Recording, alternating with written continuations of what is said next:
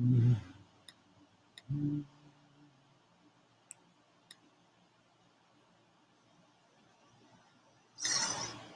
right, there it goes. Sorry, everything's synchronizing really slow tonight. Didn't mean to be quiet there.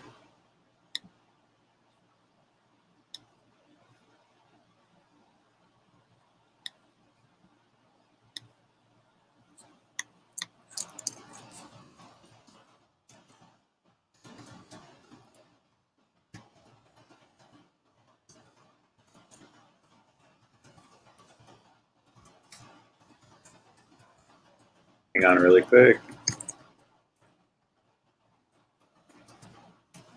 I have to add things, guys, to because I'm trying to merge people over to the other screen.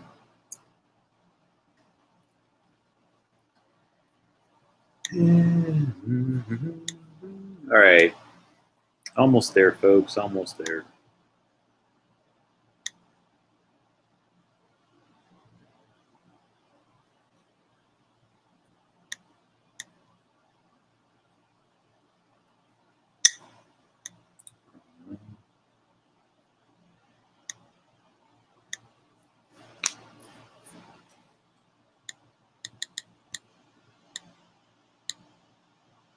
All right, almost there.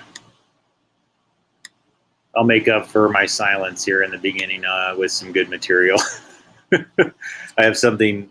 I'm going to risk a potential thing. So to show you some Robert Anton Wilson and why I know the map is not the territory, isn't his concept per se, but he explained it in a way that made the most sense to a person of my type of understanding. I don't think linear. It took me many years just to understand how to learn the way other people do, even at all, or to make my level of learning compatible with other people's level of learning. I struggled with it, even though I was in accelerated learning programs when I was a kid. I just don't think like in ways where like the average person, where I can like look at a book and get a fact from it and just, I don't know, it's just weird. Like I put things together in a much more pieced together, sometimes backwards way to understanding something and arriving at a conclusion. So, an innate of that, I wanted to show you some material by Robert Anton Wilson when I think when there's a few more people joining.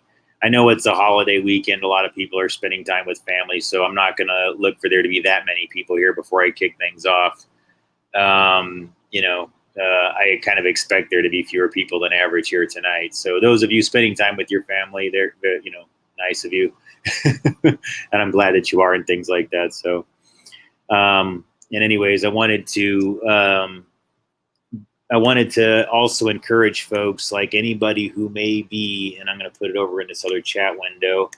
If you're seeing this chat window right here, then you need to go to this channel. That's just only for people who saw that in their chat window. So I'm letting those folks know, it'll be better for your viewing experience going forward relative to my channel if you go over to the other one. And then if you ever wanted to see your comments in the chat, that's going to be the only place. Because what I'm going to start doing is to incentivize people merging over to the other channel, to the mirror channel, is I'll turn off the chat on the main channel and only enable it on the mirror. And then that'll be the sign that people will go, hey, what's the difference? Well, that's how you're going to know. I mean, because I can't get people to go over the other one fast enough. I've got about, it's improved, folks. I got about 40 some more subscribers over to the other channel, but it's still a small fraction of what the main channel has. And eventually, when I'm in a more stationary spot, and maybe if I can get some assistance with it, I'm going to start sending all that archived old material. I have about 900 plus clips that I've done on the main channel altogether. A lot of that I'm going to be pushing over to the mirror channel as another archive, so that nothing, not nothing, but so that there's fewer chances of anything happening to it, put it that way. All right, so there you go. Got that nasty air conditioning sound out of the back of my head there. That one scrambles the brain a little bit. So welcome everybody, and I do appreciate you joining everything like that, because again, I know that it's a busy weekend. A lot of people have things going on. And I'm not sure if I'll do like a marathon thing tonight or not. It's, not, if it is, it's not going to be a marathon, definitely, but it'll probably be, average or maybe shorter than average. And I wanted to show you some of my old maps material as kind of like a guidebook, or not, maybe like a guided, I guess you could say, tour of my old material, and update you on some of my ideas on it, because it is a little bit dated, and some of it does have some assumptions previously that I hadn't clarified in my own mind or done measurements to prove. And today I have, so I don't like to have to change a lot of my old material and go like, oh, well, because I know that better now, I can't have that online. Well, I mean, yes and no. I mean, if it's radically wrong or something like that, then sure. But none of my materials really like that with my maps. It's mostly that I was sitting there kind of going like, well, I mean, is there a way to measure that energy? Is there a way we could do this? It was like I was being very like, huh? And because at the time I didn't know yet. I hadn't done the research to learn what gear it took and how you go and verify things relative to like Earth energy and grid lines and how these things would work at a deeper level like that. The thoughts become things relative to Earth energy and the human machine and how it all kind of works together.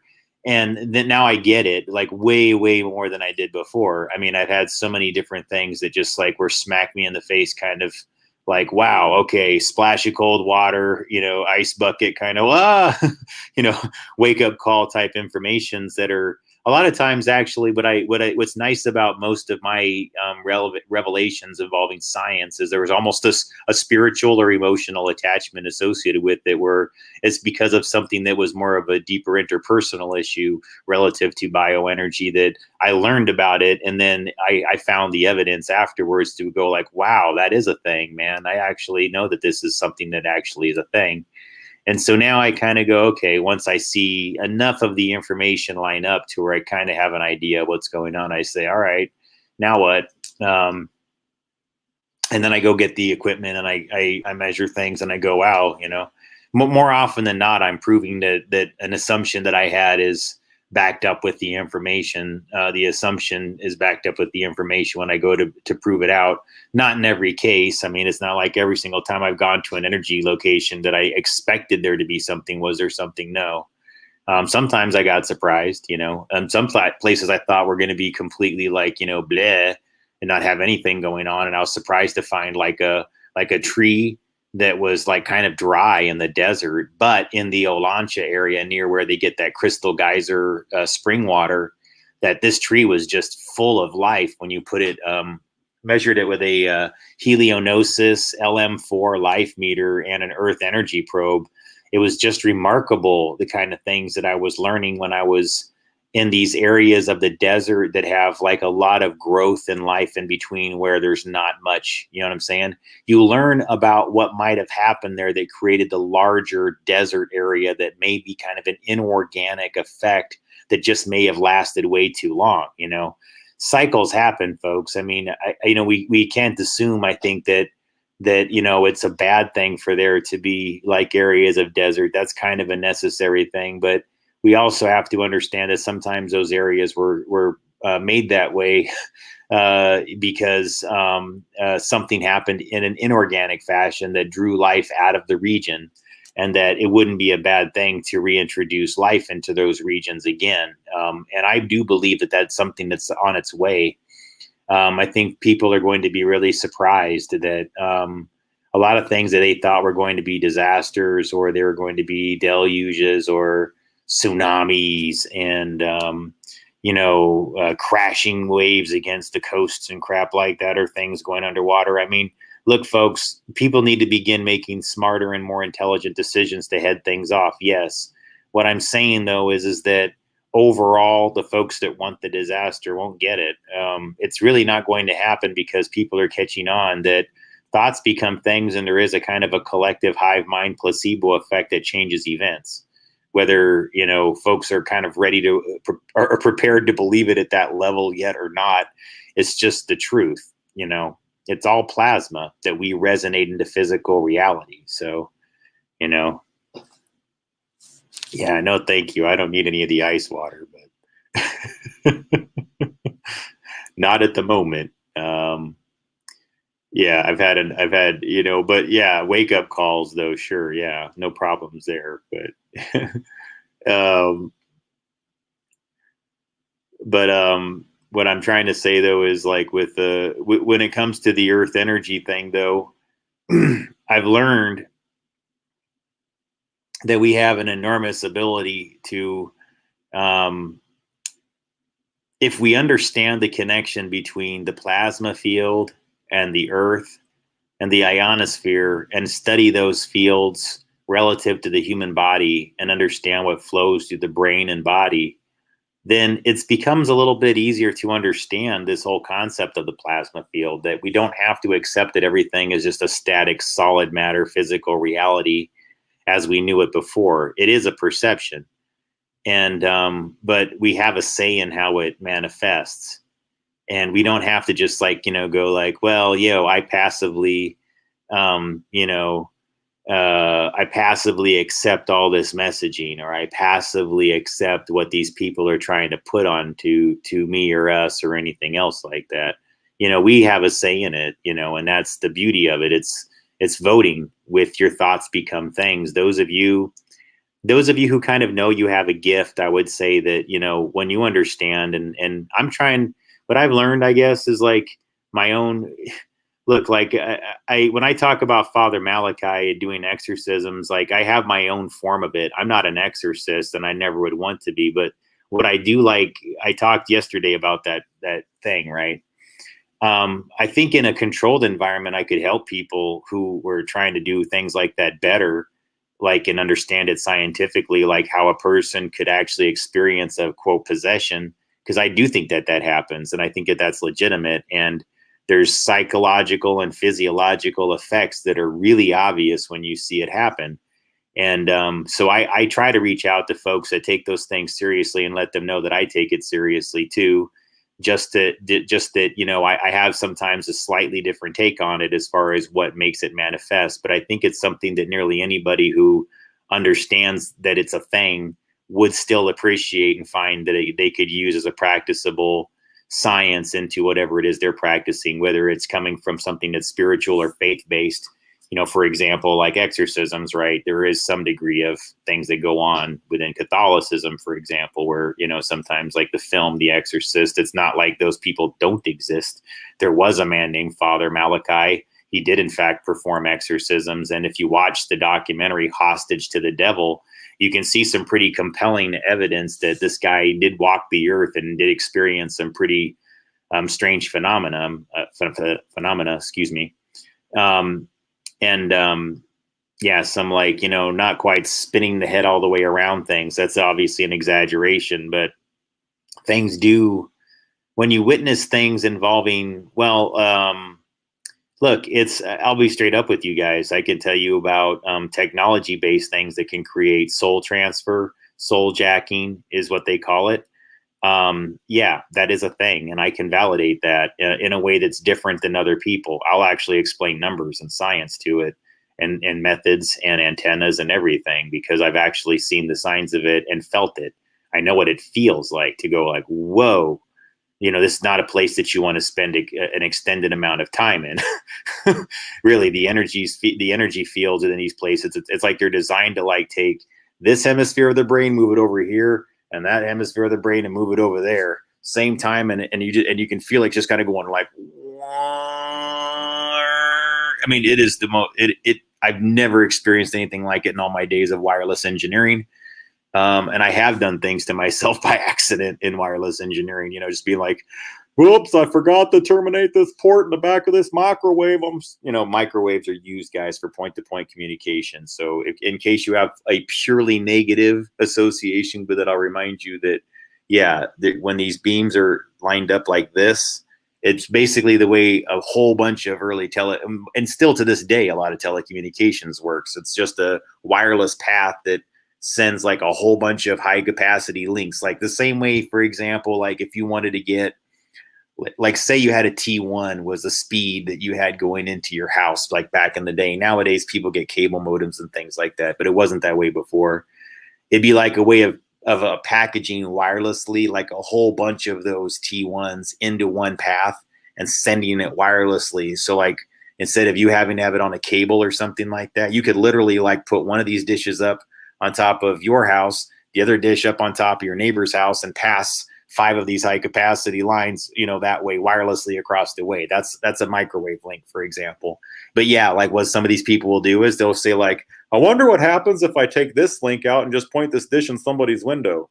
Then you're getting into directed energy weapons, which again, anything that's a communication path can actually harm people. So to those people who study those things, I just want you to know that, like, yeah, that's a thing. So don't let anybody ever tell you that that's kind of a crazy thing in either case. Whether this is why I like that Kelly Conaway story with Donald Trump and everything like that. I was saying this to somebody that's a friend of mine a couple of weeks ago, that how much that bothered me, the way that all of the different media personalities jumped on her and called her like an idiot for going like, well, you know, they have these microwaves that could be interfering or intercepting President Trump's communications. And look, guys, I voted for somebody completely different. I did not vote for Hillary because I can't stand her.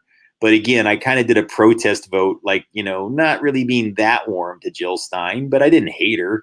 So I thought, okay, you know, fine. I didn't like these two people, so I'll just vote for the Green Party candidate. Who cares, right? That was my vote, guys. Let's not talk about politics tonight, because it's really not that. It was just like one of those, like, whatever, you know, it's not those two people, right? So at the time, that's how I felt. And but as I saw the media campaign against Trump, you know, for a few months, then I was like, you know, these people really have a hard on for messing with this guy. And it seems like if this isn't some kind of like professional wrestling thing that they're like getting me to buy into, this might be 2.0, 3.0 on my psyche. I don't know. But it made me feel compelled to at least defend his positions. I said, look, hey guys, how about this?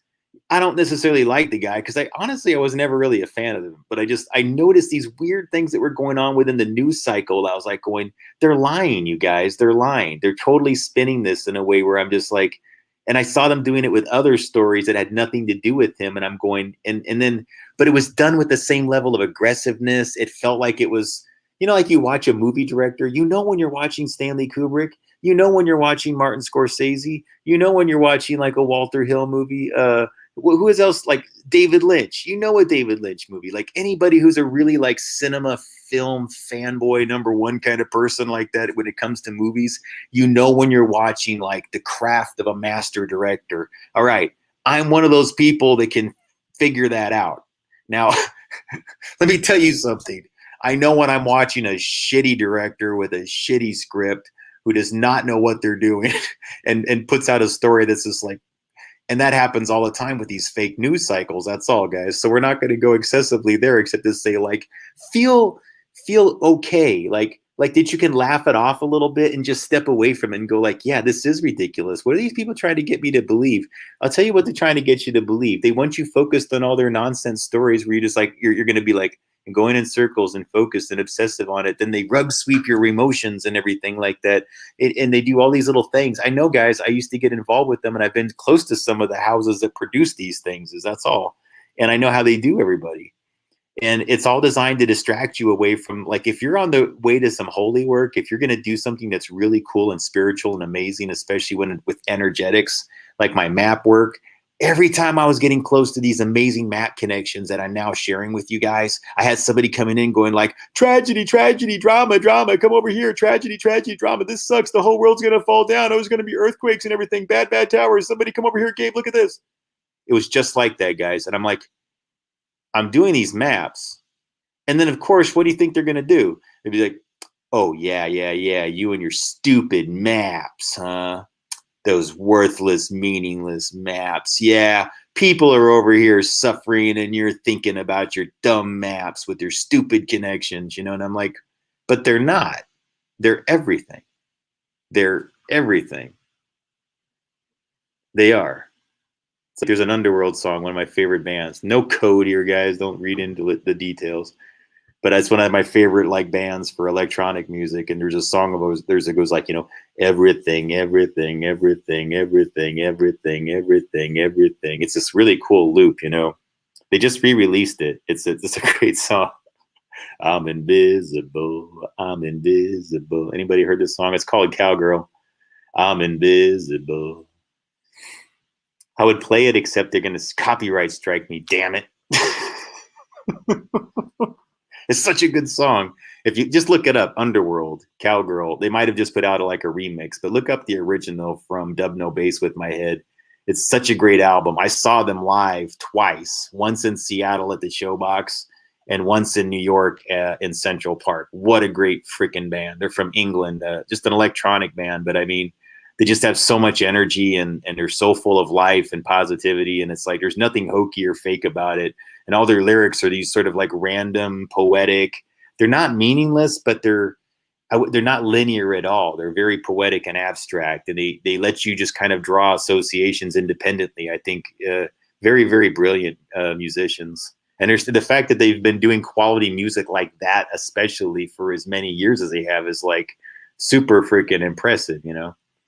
But leading into that, though, since I'm already kind of on whatever praising other people here, I'm invisible. God, I wish I could play this song. It's such a good song. I would love to do one of those mixes here.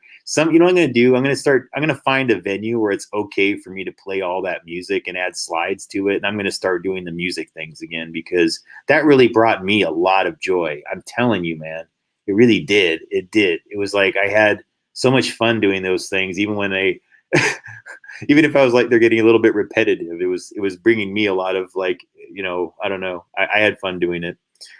And so I'm going to play clips from maps, Earth, grid, energy, and ley lines and everything like that. But first, I want to play this clip of Robert Anton Wilson's, because the guys, you know, I'm like some of you, like a person whose voice, you know, resonates with me. That means a lot to me. I've learned that there's been like reality is like, so like, what is it, right? Everybody has a different concept of what the truth is or where they receive their information from. And so at some point, the intuitive side kicks in and you just decide, okay, something sounds right about this person. Even if I don't fully understand where they're going with everything. And, you know, Robert Anton Wilson is one of those people that does that for me. He was so, he soothes my brain, he soothes my mind. And whenever he has like one of these lectures, I can listen to this guy like over and over again and learn something new. And I've said oftentimes, he's like a spiritual grandfather in a lot of ways. And he has one lecture in particular that I recommend everybody get or find it on YouTube if you can. It's called Robert Anton Wilson Explains Everything, or Old Bob Exposes His Ignorance is the name of it. And it's a great audio book that you can purchase. And so I don't know where it goes since he's dead now, but it probably goes to his family's estate. But, you know, when he was alive, I know that like those revenues meant a lot to him and everything like that. So I don't know what's the deal with it. You know, I just always try to encourage people when it came to his work to definitely, you know, go and buy it if you can. But in absence of that, you know, I think there's quite a bit available on YouTube where you can just listen to it and stream it if you just want to get an idea of it. You know, first, I would understand that. And then I would say after that, yeah, if you can get that one interview, you'll learn more about the esoteric concepts in a way that is not scary or spooky or tragic, from a guy that just feels like he's a grandfather that's trying to tell you in a way that's not going to scare you or spook you out. He's not trying to put fear into you. He's like trying to like make you relax, but not trick you. He's just like going, well, it's not that bad. Let me tell you something about that old mystic over there. Well, yeah, he was hanging out with Aleister Crowley, but a lot of people don't quite understand what was going on with those rituals. And so apparently him and this guy, Jack Parsons, were doing all of these rituals in this place called the Agape Lodge. So he'll just start telling you it like he's like so matter of fact, you know, like not even like blinking an eye. And so everybody else, you know, like if you get onto YouTube, it's like this, you know.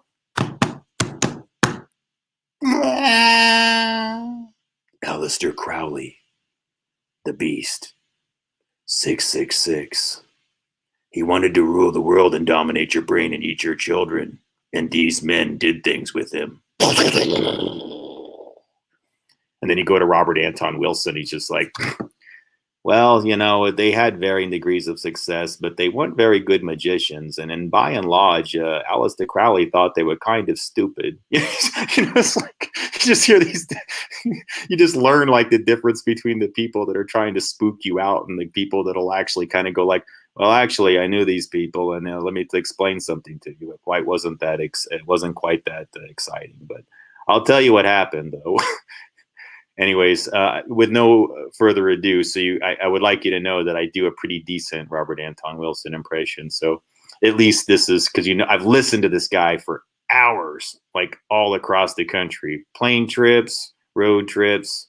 This is my go-to, and weird synchronistic things happen with this man all the time, guys. So again, if it happens with somebody, don't always assume that it's something spooky or weird. There's no way in hell Robert Anton Wilson's doing something horrible to my brain. And I'll tell you the kind of weird things that happen when I listen to him. There's a part of his audiobook that I was listening to, right? And I was just like playing it all the way from Oregon up to Washington. And as I'm passing through the town of Raymond, that's exactly when the portion within his lecture comes up, and he goes, well, for example, let me tell you something. I love Los Angeles because it reminds me of a Raymond Chandler novel. And I love Raymond Chandler novels because it just feels like it's a Los Angeles theme park of personalities. Yeah, Raymond. So I'm just like this, because I've heard it before, you guys. If I'd never heard the lecture before and I knew he didn't talk about Raymond Chandler, the author, a lot, who wrote Shortcuts, by the way, a Robert Altman film, I would just like that things like that synchronized. They're not always like something spooky, and sometimes they're actually just something beautiful and miraculous because you and somebody else just happen to have a weird synchronicity that way, and it's super trippy, you know. And you know, for whatever reason, I've learned though that those synchronicities actually do have more meaning relative to these energy lines, and that has a lot more to do with this ancient energy grid, and that we have these universal alignments globally that have this 33, 303, 303. The point would be though always operating on this 3 and 3 degree principle in multiples constantly. And I think that's just because of the way we unpackage reality in trinities. And so the number 3 is like the most significant and relevant, and the repetition of it is just a reaffirmation of something that's life affirming within trinities. To me, I don't think it's really that much more complicated than that, really. And I think if we can kind of understand it that way, then and see the trinities and everything, and then, you know, more of these things begin to make sense. But before we get too deep into it, you know, I wanted to play Robert Anton Wilson's thing on, well, this is a little bit about, I was trying to find something where he talked about reality tunnels a little bit. And this clip, I have one that's specifically about reality tunnels, but this one covers both reality tunnel type information as well as the map is not the territory. And so the way I perceive the map is not the territory personally, even though it may be in conflict with other whatever terms is that we're making it, that the map is us, that we decide what it is truly. And we actually are constantly making everything around us. We receive resonance from the earth, but see, it's a metaphysical process where we're always producing the plasma field that as it recirculates winds up forming into what's underneath our very feet, because everything is cyclical within Brainwave, and everything within Brainwave travels like 20,000 miles, which is like the circumference of the earth. And then if you think about that, then that means that your plasma is forming building blocks with other people's plasma that also travels the circumference of the earth, which means that you're just adding layer upon layer upon layer. It's really like a 3D printer of physical reality. And once you start to understand that, you're going to learn what all these best mystics learned and what guys like Bruce Lee were really channeling into it. They can do all that magic. It's just simply that when you can learn to relax your mind in this way and really tap into the spiritual component of what you exist in, then you will have a greater role in forming it, because you're taking more responsibility for what you're thinking of. And moreover, you're having a greater interest in learning about what others are thinking of and ensuring that they feel better, that they're not in trauma.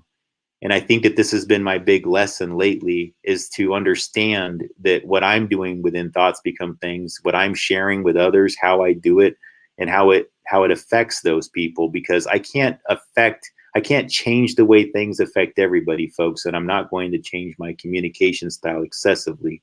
That's not what I do, and it's not who I am. But I'm more aware and more conscious now of how I bend the plasma field in ways that I'm not always conscious and aware of. And I just learned more things about it lately, I guess you could say, that we all are doing these things constantly. But now I've learned in a more significant way about how it works, I guess, especially when I was doing the energy meter research and all this biofield research. It's made it so much clearer to me. I can't even begin to tell you like why Robert Anton Wilson's words in particular now mean so much more to me, and why I would much rather be a person like him, relative to the way I have an impact on people, than any way that I've been prior. Now, it doesn't mean I'm going to be him or try to be like him or emulate him, and that's not what I'm saying here. I'm just trying to go more in that direction overall, where it's like going, yeah, guys, I see the game and I can tell you all about it, who wrote it, where the script is, where the actors hang out, and where the puppets are kept. But what do you want to do? Do you want to focus on them and how they did that, or you just want to build your own? I mean, that's kind of what I'm like now. It's like, you want to go there, really? I mean, and I've been saying that for a long time. But there's always like a thing where somebody's like, yeah, I want to go there. I'm like, all right, that's cool. We'll go there, but it's like, we've, at some point, we got to move past it. And we've got to begin just to understand that we're allowing these people to keep us anchored in something that they built and that we don't ever want and we never asked for. They built it, and they're using us to build it and make it stronger and reinforce it. And I'm talking about a lot of the social engineering that's going around us here. And that social engineering, here's the problem, guys. It's destructure, it's destabilization, social engineering. It's mass resonance manipulation for the sake of social engineering for destabilization. So that's metaphysical, if you think about it. These are all behavioral things I'm talking about. They have actions in the streets, yes, but they're behaviors. But what winds up happening? I said destabilization because it's destructuralization. And what does that amount to? Well, they're actually chipping away at physical reality using metaphysical methods. And if you think they're not doing high-level metaphysical occultism, you're not paying attention. I promise you guys, this is the only reason why I go there when I talk about some of these things going on in the streets. It's because I need you to see that they are, in fact, practicing this high-level occultism that I tell you about, and Robert Anton Wilson does. So what I would prefer to do is go like, all right, just see the game now. It's all right. So let's make fun of these goofs and figure out a way to beat this. All right? Because it's funny. What they're doing is stupid. They look foolish. So, have fun with it. People want to laugh at it. Trust me. They're like going, is it okay? I feel kind of scared. Yeah, say it's okay to laugh and don't be scared. And then as long as more people like know that it's okay to laugh and don't be scared, then more people will be like, wow, when it's stupid and ridiculous and they're trying to get us to accept it. And we know what it's going to do. It's going to result in a destabilization of this beautiful country that we have. And that means what? That all this shit's broken in the streets and people don't have stores to go to and places to shop, and nobody wants to go to their beautiful neighborhoods and hang out with them because they're now no longer beautiful. And that's not right. So let's not let that be the thing, I'm just asking those of you who figured out what the game is and that you're all being played with that what do you do from there, right? Well, this is it, We're going to focus on what we can do to make things better. And I promise you, folks, that the maps have a lot of information. I've learned so much by studying energy relative to what you can do with energy maps. Your thoughts become things within energy lines. I've tried to prove it over and over again. And I know sometimes people they'll sit there and go like, wow, it's amazing and everything like that. But you kind of go like, but do you really know that it works? Do you know that it really works? Because it does. It so works. And if you really know that it works, then you'll understand exactly what I'm telling you, man. This works. It works. The people that are doing the malevolent things absolutely know it works. And so when you're a person that does not want to do something horrible, and you can make this work in the other direction exponentially better than they can do it bad, you can build something 10 times better than they can tear it down. Wow. And you got the energy signature, you got the ability. You actually have it in you to do it. You understand? Like, you know what, how meaningful that is? That you can actually do something like that. That you don't have to ask for permission. You can make your thoughts become things constantly. Constantly. It's all within your human machine. I've been able to handle some amazing challenges. And it's not just because I'm just such a great person. I mean, it's because what winds up happening, folks, is because like attracts like when it comes to this whole notion of like, when you're focused on positive things, then you're going to find that that positivity is drawn further in, and then you're able to re-radiate more of it. And that when it's negativity that you feel like doing, because I'm telling you guys, early on, I wasn't trying to be negative. I was processing the negative, and I'll tell you what would happen. My support was like that. People were like going, well, yeah, he's really telling us some things and everything like that, but what does it really do for you? Does it really like make you feel any better at the end of the day? Or did I just like kind of walk in there? And again, my material wasn't designed to do that, but I would kind of be like going, well, I know what's wrong, guys. It's kind of this. And can I say that, or am I supposed to? So a lot of my earlier material was like that. And then I was uncertain about my ideas relative to maps and creation and things that we can do with our thoughts become things, and how we can actually bring something into physical reality through the metaphysical, through actually just focusing on something, praying, meditating, and all other forms of a POR spectrum, positive orgone radiation spectrum. Yeah, I mean, the amazing things that we can achieve and accomplish, and the things that you can draw in, and the things that you're able to draw in and do. I'm still amazed by it, that what people can do, like others. It's one thing when I've already become aware of my own thing. I've driven into some rainbows that I knew that were being created, at least in part, by me and somebody else or else's. And I was like, wow, this is really weird. Like, to actually drive into it, that never happened before to me. It was one thing like when I was actually like seeing these things appear all the time one day and just show up like over and over again. It's like, what's going on, dude? And then I was traveling another day, same thing, more rainbows. Then I go to a whole different region. I'm not even on the coast anymore. Now I'm inside the Columbia River Gorge, which honestly, the Columbia River Gorge gets rainbows. I'm not going to tell you that it's uncommon in there, but it was just this constant string of them going everywhere. And you have to laugh when things like that happen, because this is again where Robert Anton Wilson really kicks in, and I'm thinking about him constantly, as this is all going on, where he says, yes, these are the signs. These are the signs that you're getting, that there is something more beautiful that's occurring. There's something more miraculous. And that if you deny it excessively to yourself, then think about all the times, it's weird. It's weird how sometimes like we're completely willing to accept a tragedy, but we'll deny a miracle. Myself included, that we'll deny its existence when it's right in front of us. But there's times where when somebody presents a tragedy to us that makes us feel horrible, we will accept it on faith. But the miracle, no matter how much evidence is in front of us, physical or metaphysical, or how it made us feel, or what we saw or witnessed, we'll still continue to question it. Because a lot of times people have become that anchored in trauma.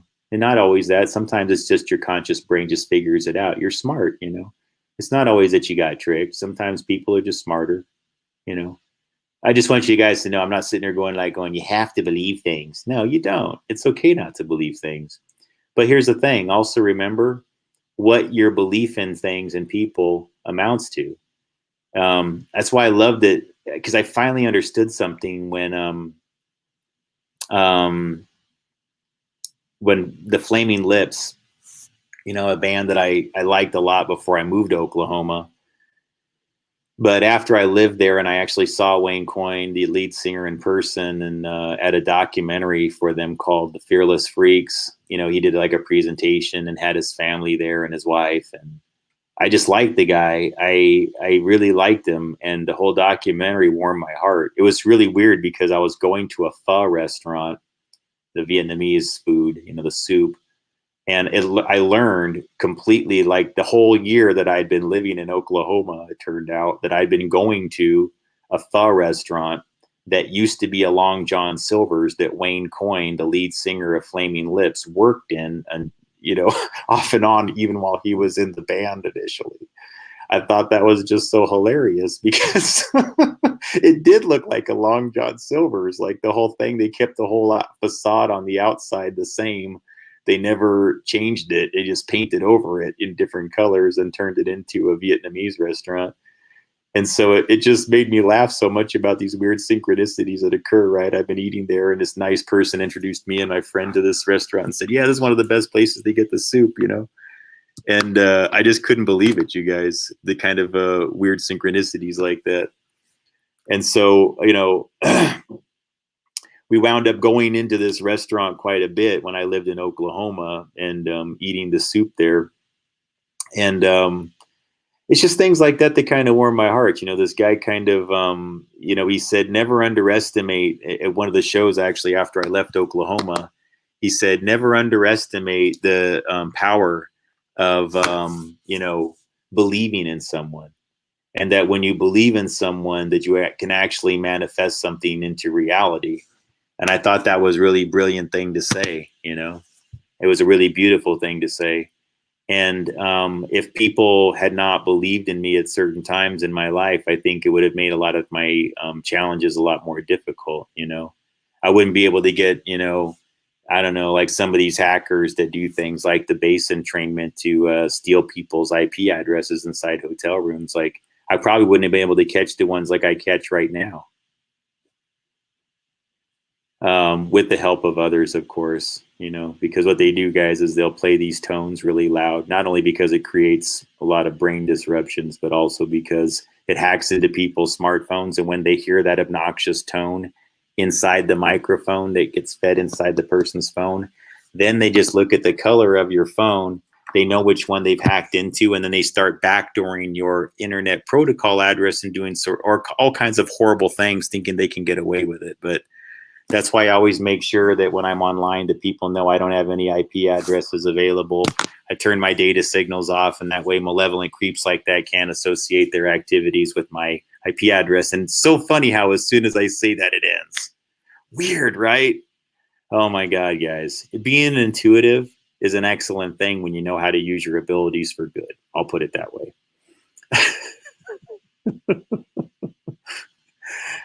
Anyways, but it's back on. It's on.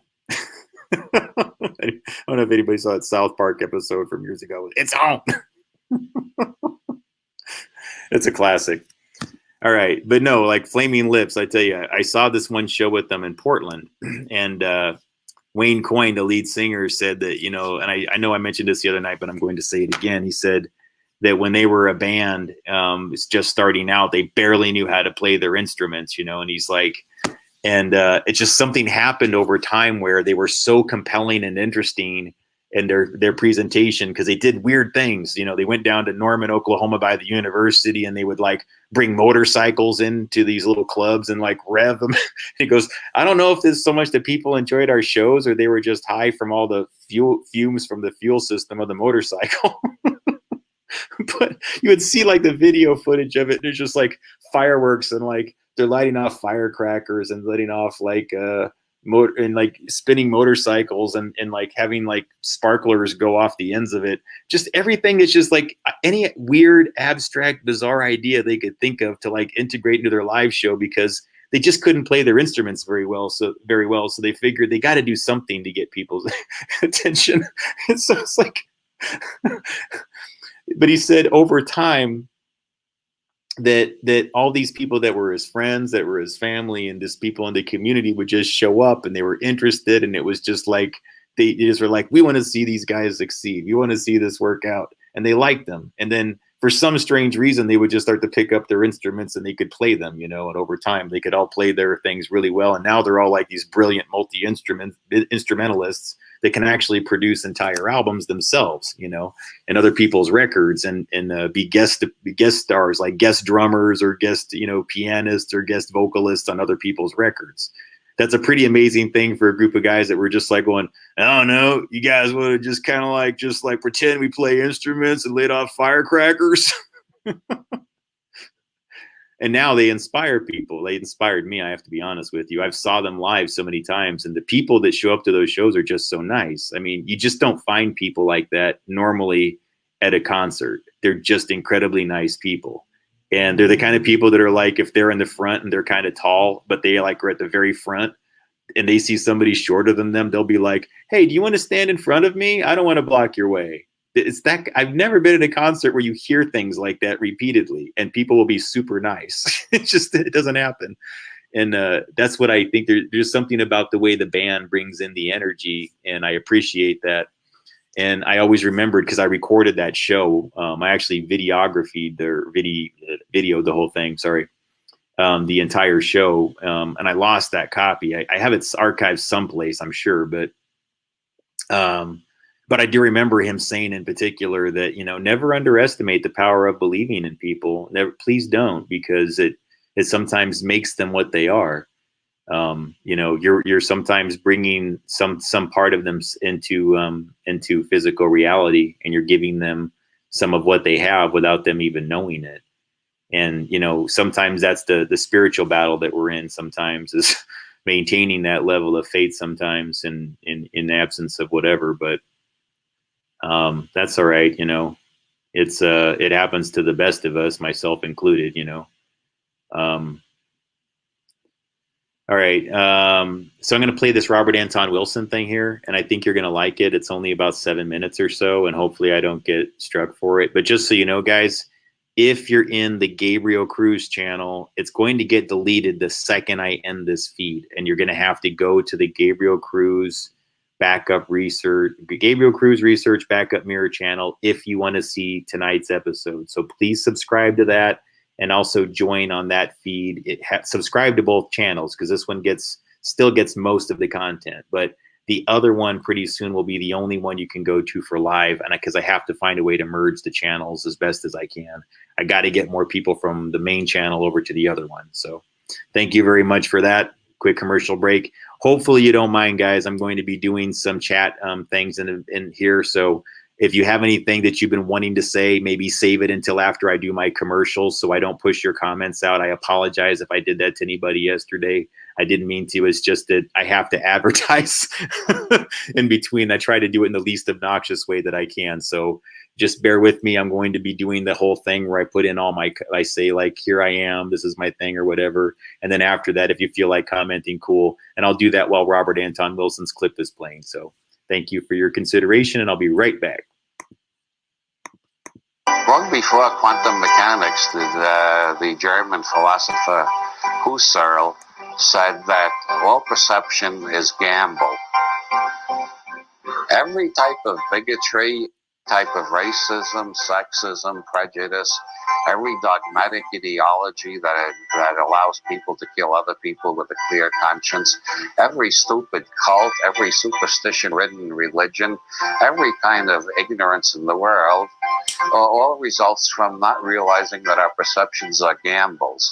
We believe what we see, and then we believe our interpretation of it. We don't even know we're making an interpretation most of the time. We think this is reality. In philosophy, that's called naive realism. What I perceive as reality. And philosophers have refuted naive realism every century for the last 2,500 years, starting with Buddha and Plato. And yet most people still act on the basis of naive realism. Now the argument is, well, maybe my perceptions are inaccurate, but somewhere there is accuracy. The scientists have it with their instruments. That's how we can find out what's really real. But relativity and quantum mechanics have demonstrated clearly that what you find out with instruments is true relative only to the instrument you're using and where that instrument is located in space-time. So there is no vantage point from which real reality can be seen. We're all looking from the point of view of our own reality tunnels. And when we begin to realize that we're all looking from the point of view of our own reality tunnels, we find it is much easier to understand where other people are coming from, or the ones who don't have the same reality tunnel as us do not seem ignorant or deliberately perverse or lying or hypnotized by some mad ideology. They just have a different reality tunnel, and every reality tunnel might tell us something interesting about our world. We're trapped in linguistic constructs. All that is metaphor. I believe somebody said that before me. I've decided we can't get beyond words. What we got to do is get more cynical about our words. You'll find that by dispensing with is and trying to reformulate without is, you just naturally fall into the kind of expression which is considered acceptable in modern science. Also, it's the type of consciousness that Zen Buddhism tries to induce. Using E prime, you will understand modern science and Zen Buddhism both a lot better than you've ever understood them before. Martin Gardner has written a long essay proving that to think like this will destroy your mind. I think it adds tremendously to clarity. I am removing the is from my writing more and more. Removing it from your speech is even harder. Instead of thinking the grass is green, think the grass appears green to me. And it saved me a lot of time, by the way. I don't get embroiled in arguments like Beethoven is better than Mozart, or rock is better than soul. I define such things as meaningless.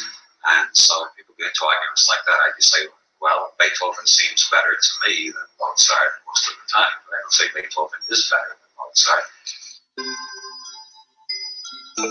I return to E prime in my thinking whenever I find myself getting angry at somebody or feeling depressed or hopeless or having negative emotional states in general.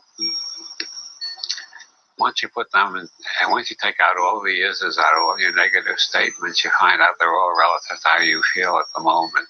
People would, by and large, act the hell a lot more sanely, especially if they, when they got rid of is, they put maybe in more sentences. I think if everybody used maybe more, the increase in general sanity would be absolutely, it would seem absolutely astonishing and completely flabbergasted everybody. What the hell is we suddenly got a planet full of sane people? When did that start to happen? I didn't even notice it. You just listen to the craziest people on the news and on television, or the craziest columnists in the newspapers. You know, they never say maybe. They're always quite sure, and they always know is. They never say seems. They always say is. I'm continually astonished at all the people in the world who think they have the answer to everything. None of them ever suspect they might be cosmic schmucks and have the wrong answer. And I find that the only explanation that makes sense to me is in Korzybski's Science and Sanity. These people don't know how to use language properly. They're using language in an overly dogmatic way, which sets their brain into overly dogmatic modes. So they think dogmatically, they perceive dogmatically, they even smell dogmatically, they hear dogmatically. They're locked in a trap of fixed neurosemantic circuits in their brains. Whereas knowing I'm a cosmic schmuck, I always think of at least 5 alternatives. People start arguing about words, they're mostly arguing about whether the words that they apply to the objects they have created out of the infinity of possible objects that could be put together. They've picked up a few of them, and they put words on them, and they quarrel about the words. And if these people get to the stage where they're willing to kill one another over the words, they should be put in a nice quiet home in the country with kindly doctors and beautiful nurses and good sedatives. But generally they end up in government mansions and start bombing one another. Or they lead religious crusades for the true faith and kill one another with swords or some such thing. Before you leave, I know, before you leave in a few sentences, tell us why it's more fun to be optimistic than paranoid. Well, I mean, it's pretty obvious on the face of it. Well, one thing, longevity statistics. Optimists live longer. John Barefoot of Duke University has collected a lot of statistics on that. Optimistic people outlive pessimistic people consistently. If you compare them by sex, by age, by eating habits and diet, by lifestyle, by race, by all sorts of things, the optimists live longer. Also, optimists have more fun. And besides, maybe things are going to turn out okay, in which case the pessimists are killing themselves and being miserable for no good reason at all. And the final reason is, even if everything is going to turn out terribly, the optimists are having more fun before the final tragedy comes. Whereas the pessimists are living in misery all the time.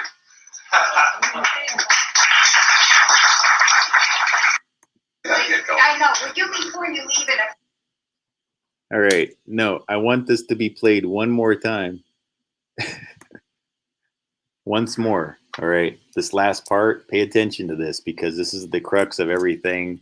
The reason I love Robert Anton Wilson is exactly what he says here at the end.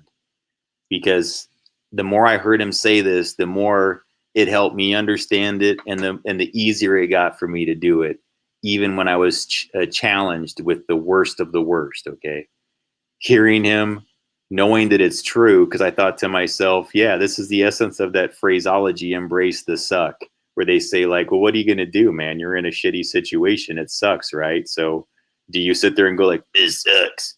No, you just embrace it. You're like, yeah, I can handle this, whatever, man. I like this, man. You telling me this is the worst thing in the world? I don't believe it. I'm not letting my brain shut down. You know, it's a coping mechanism. If it's a bad situation, you just say, no, I'm going to make it the best thing I can. And so this is where at the crux of what he says here at the end. So I'm going to replay it. Sorry if you got it already, but like if you weren't paying attention this time, like hear what he's talking about here. Okay, like really let this. Okay. A few sentences. Tell us why it's more fun to be optimistic than paranoid. Okay. Did you hear the question? Please tell us why it's more fun to be optimistic than paranoid. You could say than pessimistic, I guess, but you know, because that's usually how he would phrase it. But see, Robert Anton Wilson, despite the fact that he discussed conspiracy theory in great deal and even wrote some of the most foremost works on the topic. I mean, few would argue, guys, if you really study it, not many people delved into the topic as deeply as him, though he was not a theorist at all. He actually debunked quite a few things, and he just covered the psychology of commonly known ones and somehow got lumped in as a, quote, theorist when he's just not. And any more than he was actually one of his books, Schrodinger's cat, there's people out there that genuinely believed that it had to have been written by a consortium of quantum physicists and not Robert Anton Wilson. So his books are kind of random that way. They cover things like the Illuminatus trilogy, which is about that topic, right? The Illuminati and how its origins are.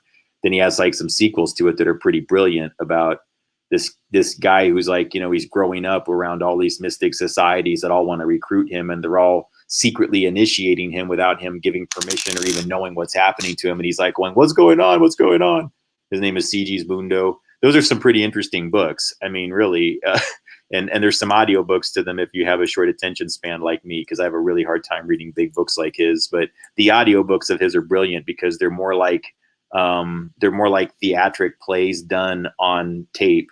And since a lot of them have been done as plays with the actors and things like that, they actually use some of the actors from the theatrical productions of his books to make the audiobooks. So I do recommend, even though it's very adult material, like the Illuminatus trilogy, for people that are just trying to learn more about those types of topics in a more abstract way. Lots of information in those books, even though they are, quote, fiction. I mean, you can take it or leave it, but Robert Anton Wilson knew what he was talking about. So again, the woman's question is, sorry to interrupt, she says, you know, tell us why it's more fun to be an optimist than paranoid or a pessimist.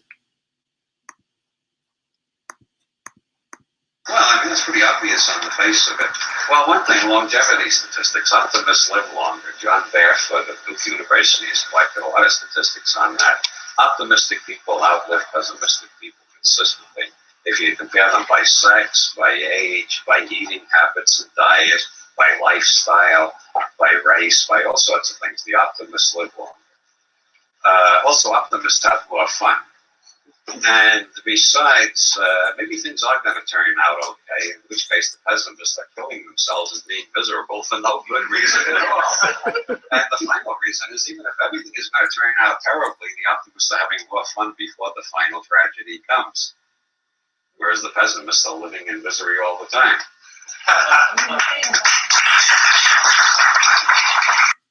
Does it get any simpler than that? Do you need to know any more than that out of life?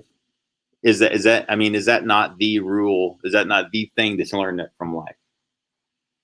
In my mind, it is. It doesn't get any simpler than that. If you can learn no other lesson in life, learn that one. Because you're going to take the sail, or you're going to take the wind out of the sails of all these people that want to keep you anchored in the physical reality that they're designing, the minute you understand exactly what he's saying.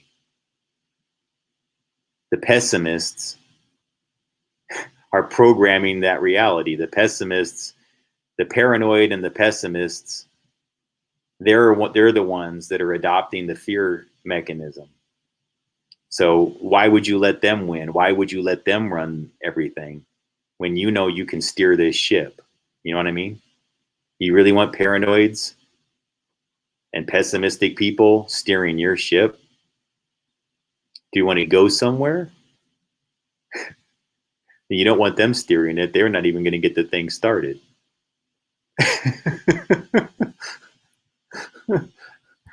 That's all he's telling you guys. And to me, that's the most brilliant thing that's ever come from him, I think, altogether. Like, it's the summation of his material. He himself was born with some pretty crippling forms of polio.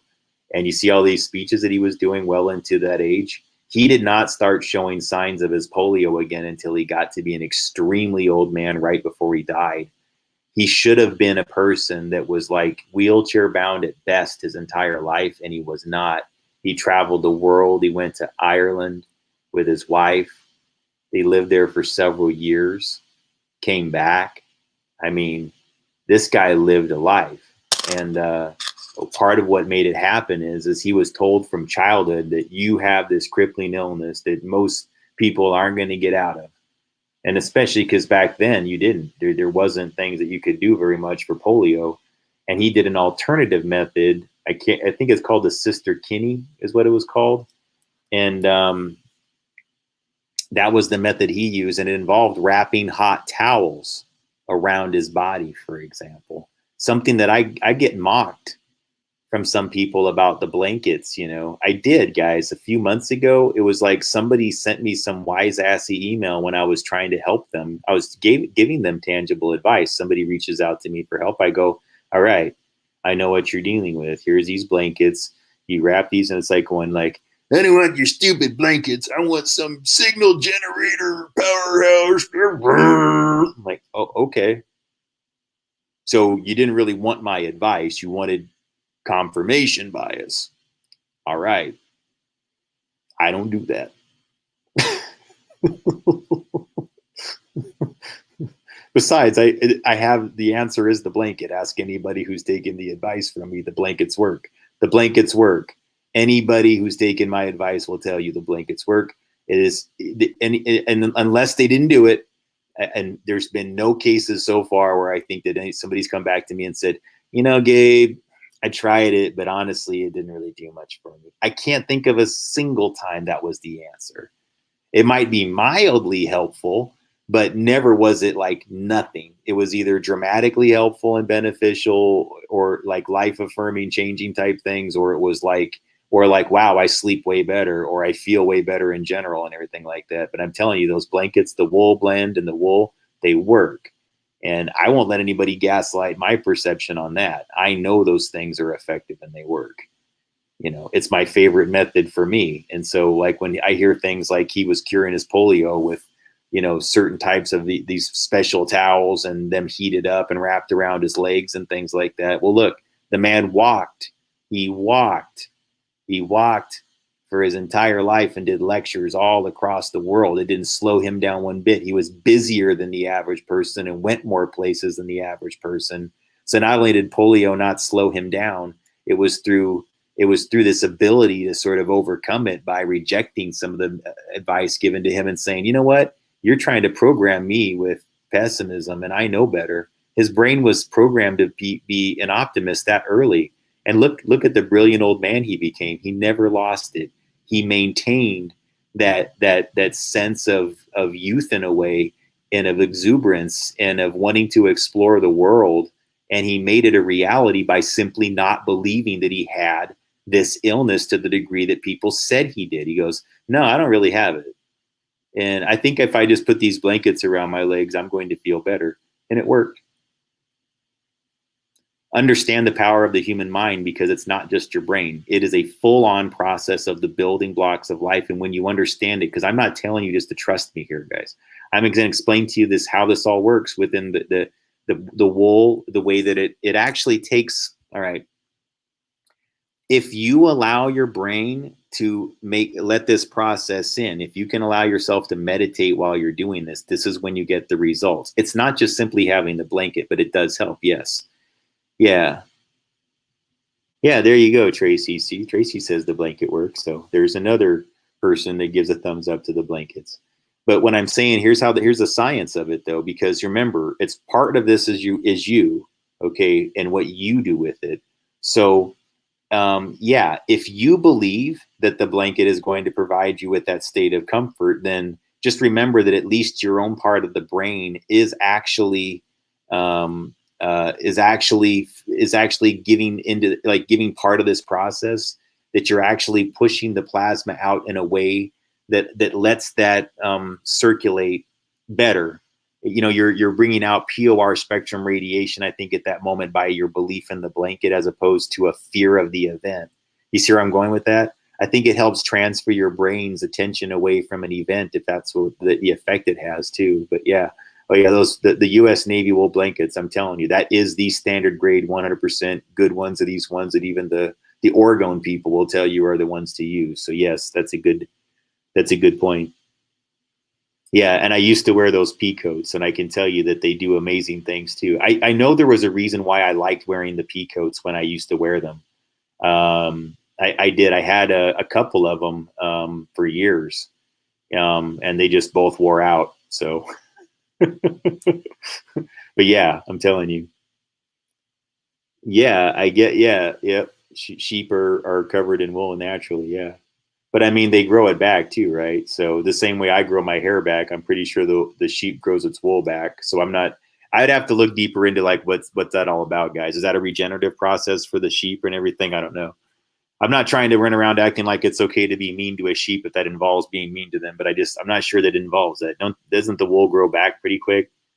Not that it's okay to punk them out and give them a mohawk just because we want to coat or something, but you know, guys, I do try to do things to the best of my ability, you know, to be nice in that way, but I'm not obsessive about it, and I don't scold other people if they don't follow some rigid rule.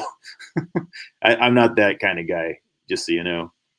It's nearly impossible to follow any rules like that with materials that you use if you're trying to be nice in that regard. So all I do is things like when I had that moment where like the cows all looked at me all like, dude, are you sure you want to eat burgers anymore? Take a look at us, dude. We're like, we can talk to you, man. We're like having a conversation with you here. You can't see that we're conscious.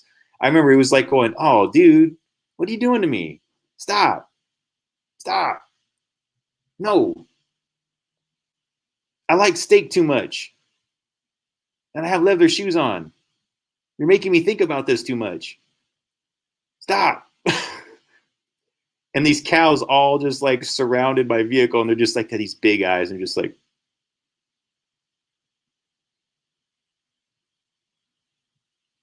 Gabe, do you really want to hurt me? Do you really want to make me cry? I'm sorry, I'm not trying to mock it, because it was like that. It was just like it was working my heartstrings so hard.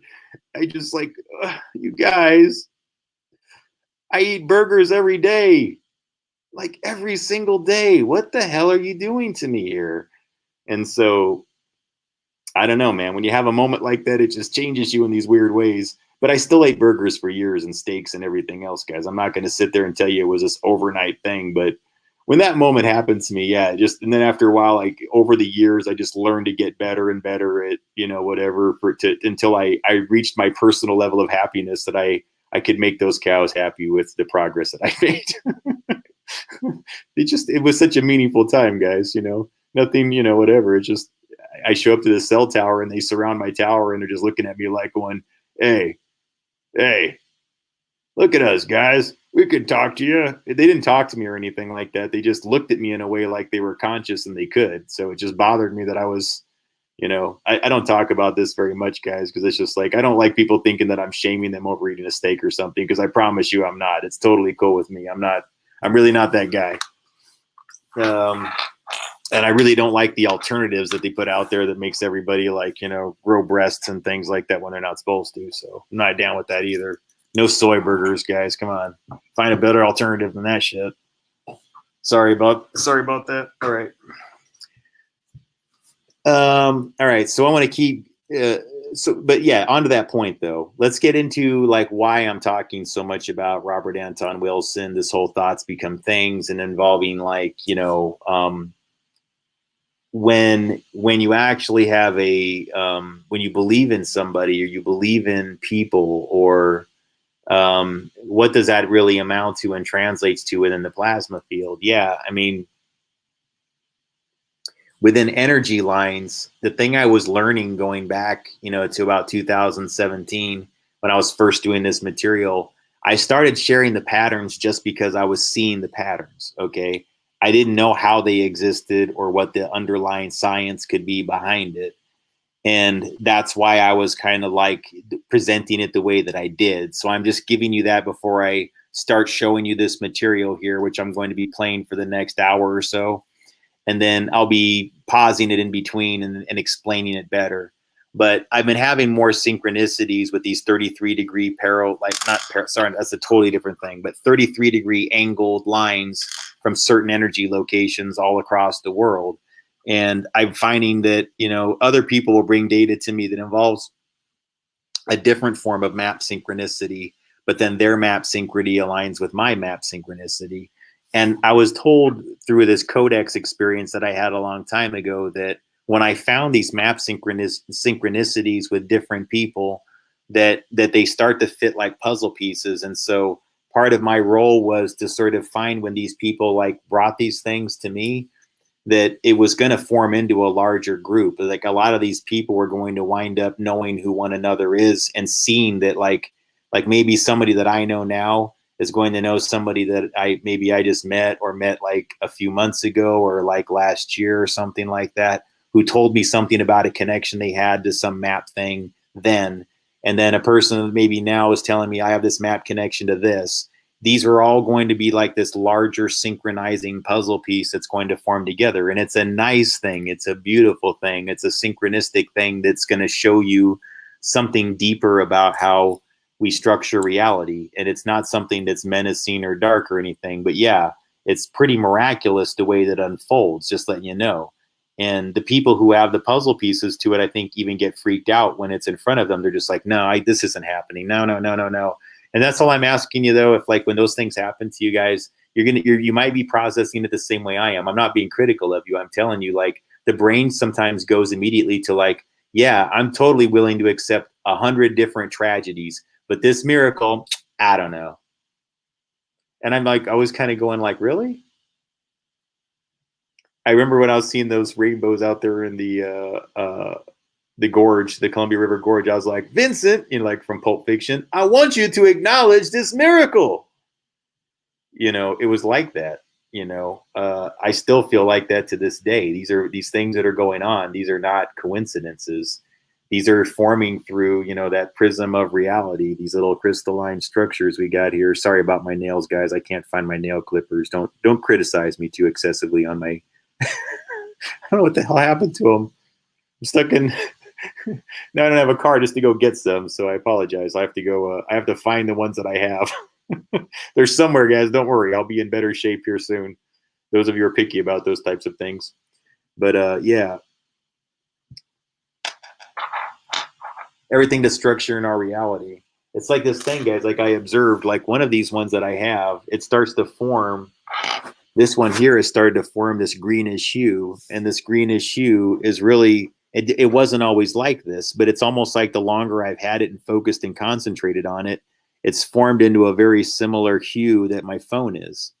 And then the crystal takes it on when my phone's away from it. It takes on the same hue. And I'm telling you, like half of this was like a normal color, and then it started to transition into a very similar color as the back of this.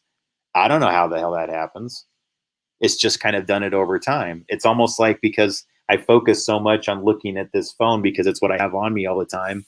And this is one of the other things I tend to have on me is just like a comfort thing. I hold on to this crystal that it starts to change its color a little bit to the same thing as this. then you really start, that's when you get those signs, guys, when you get signs like that, you really start to go, whoa, I really think that this whole thing about our pineal glands and the crystalline to piezo-responsive structure forming reality, what does that really mean? I think that's a sign. I think that's why crystals are so compelling to people outside of all the other things, is that they seem to be this transition between the metaphysical to the physical that you can really witness as solid matter and hold in your hand. That's like a sign that the metaphysical is doing something. You know what I mean? I think that that's true, really. I think that's why I'm so impressed with them. Even before I was really studying these things, I would still kind of go like, yeah, I really want to hold on to a crystal. You know, it's pretty interesting. And then the more you learn about them now, man, I've just heard some freaky things lately with these crystals that are just pretty remarkable. But yeah, that's just one that I have. It's not that, you know, again, it's not that big a deal or whatever, but it's just, it's one I've had for a while. It's kind of got a fracture in the center too that forms these really interesting light spectrums when you put it in different perspectives. And then, yeah, I've shown you this one before. Like, you know, it almost looks like a little colored flashlight. Like you see like a little eye in the center, like has all that little light color spectrum in the center, a little dot. See that? And again, there's not much color usually, but like I hold it up to a camera, you can really see the little colored dot. Yeah. But, you know, again, it's all right, guys. Let me explain something to you. Like, I'm not being critical when it happens, folks. It's just the natural part of it. It's the way sometimes what I'm saying, folks, is that I'm asking you to like listen to Robert Anton Wilson a little bit and just remember the lessons that we learned, not just from whatever life or whatever, or just from sharing things in these chats or whatever, but that, you know, that's just something that if you really think about it and you really grasp what he's saying, you can actually translate that into changing your reality in a more meaningful way simply by just choosing to perceive things in different ways or asking first or whatever. I've had to learn how to do this because a lot of times in my mind, I was thinking like, you know, whatever, you know, that like I couldn't get my mind into the positive. I wasn't capable of thinking of things that were more optimistic and more life affirming. At the time I was too stressed and my mind was programmed to sort of like expect stress. And then you get into loops of stress where the stress is coming at you because to some degree, it's not like you're creating it, guys, because I think that that's a little bit of like nonsense when everybody's like, well, you're making it all happen to yourself, blah, blah, blah. No, not really. I mean, that's a bunch of shit. But I think the way that a person processes it definitely can make it worse or better. I mean, there's a certain degree where you're making a choice on like, okay, yeah, I'm actually letting this affect me way more than I should, and I should be processing this differently because that's the one thing that I have enough control over. I'm a powerful person. I got enough inside me to where I'm not going to let that shit affect me.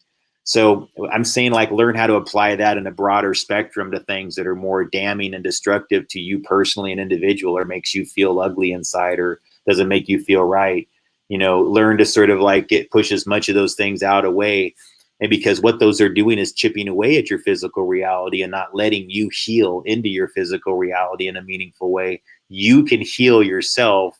You can do things with those blankets, as a matter of fact, just by simply doing that radiation. In fact, I would say if you can wrap yourself in one of those wool blankets or something like that and think of something that's loving or a person that makes you feel good or makes you feel strongly or radiant or makes you individually feel beautiful or something like that, then definitely, because that's a life-affirming feeling. If you get goosebumps because somebody says you're beautiful and you know they mean it, then wrap that blanket around you because that's going to be the most healing energy that you ever find.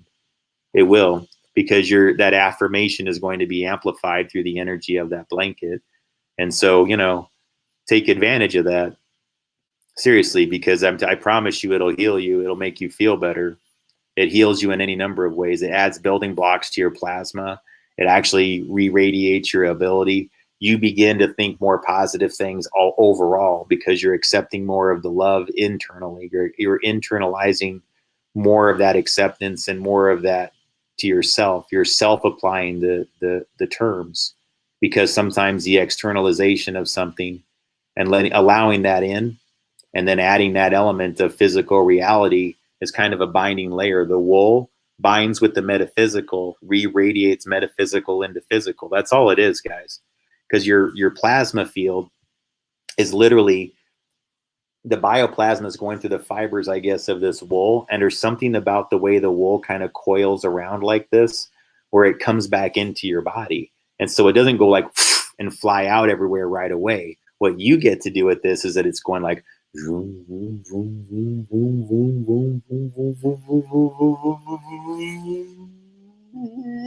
until you got so much of a reinforced plasma field underneath the wool blanket. Then it starts to go like, it just, but it goes out like this more, but you get to keep more of it closer to your body and use it back on your own body, because you can be a self-healing person, you know, that's all. So it works. That's all. It works, you know. Yeah, to answer your question though, Tracy, it's kind of I don't know if it's a mint. Yeah, I mean, mint green, I think, is more of a dark. I'm not sure what you would qualify this. It's more of a light green, you know, kind of, I'm not sure, like a pastel kind of a green color, but I like it. You know, they didn't have any of the colors that were generic at the store. So I wound up there. It was like that, or pink, or purple, or I can't remember what it was. It was not purple, but it was a bunch of colors that I wasn't into. So that was the one that I was like, oh yeah, I could do that one. No problem. So yeah, but yeah, trippy. Yeah. So a lot of weird synchronicities, man. ETA and.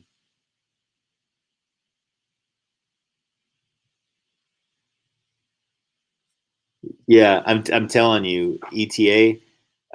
If you can get a wool blanket like that, or a Pendleton blanket, if the wool ones are too rough for you, the Pendleton ones that are very good. They're 86 or something, 80 to 90% usually. I think the one that I have is pretty close to the midway. But they're a great blend of blanket. You know, and then don't remember what's beyond that, 86 and then 85, 84, somewhere in that range. And I think I can't remember what the other portion is, some of whatever the blend is. But the point is that it softens the rest of the blanket if the wool's too itchy for you. But I find that it works perfect. There's, you know, I wouldn't say it's better than a wool, but it's to me it's as good. Yeah, I agree. Yeah, if it feels good on you, like, and I think it will.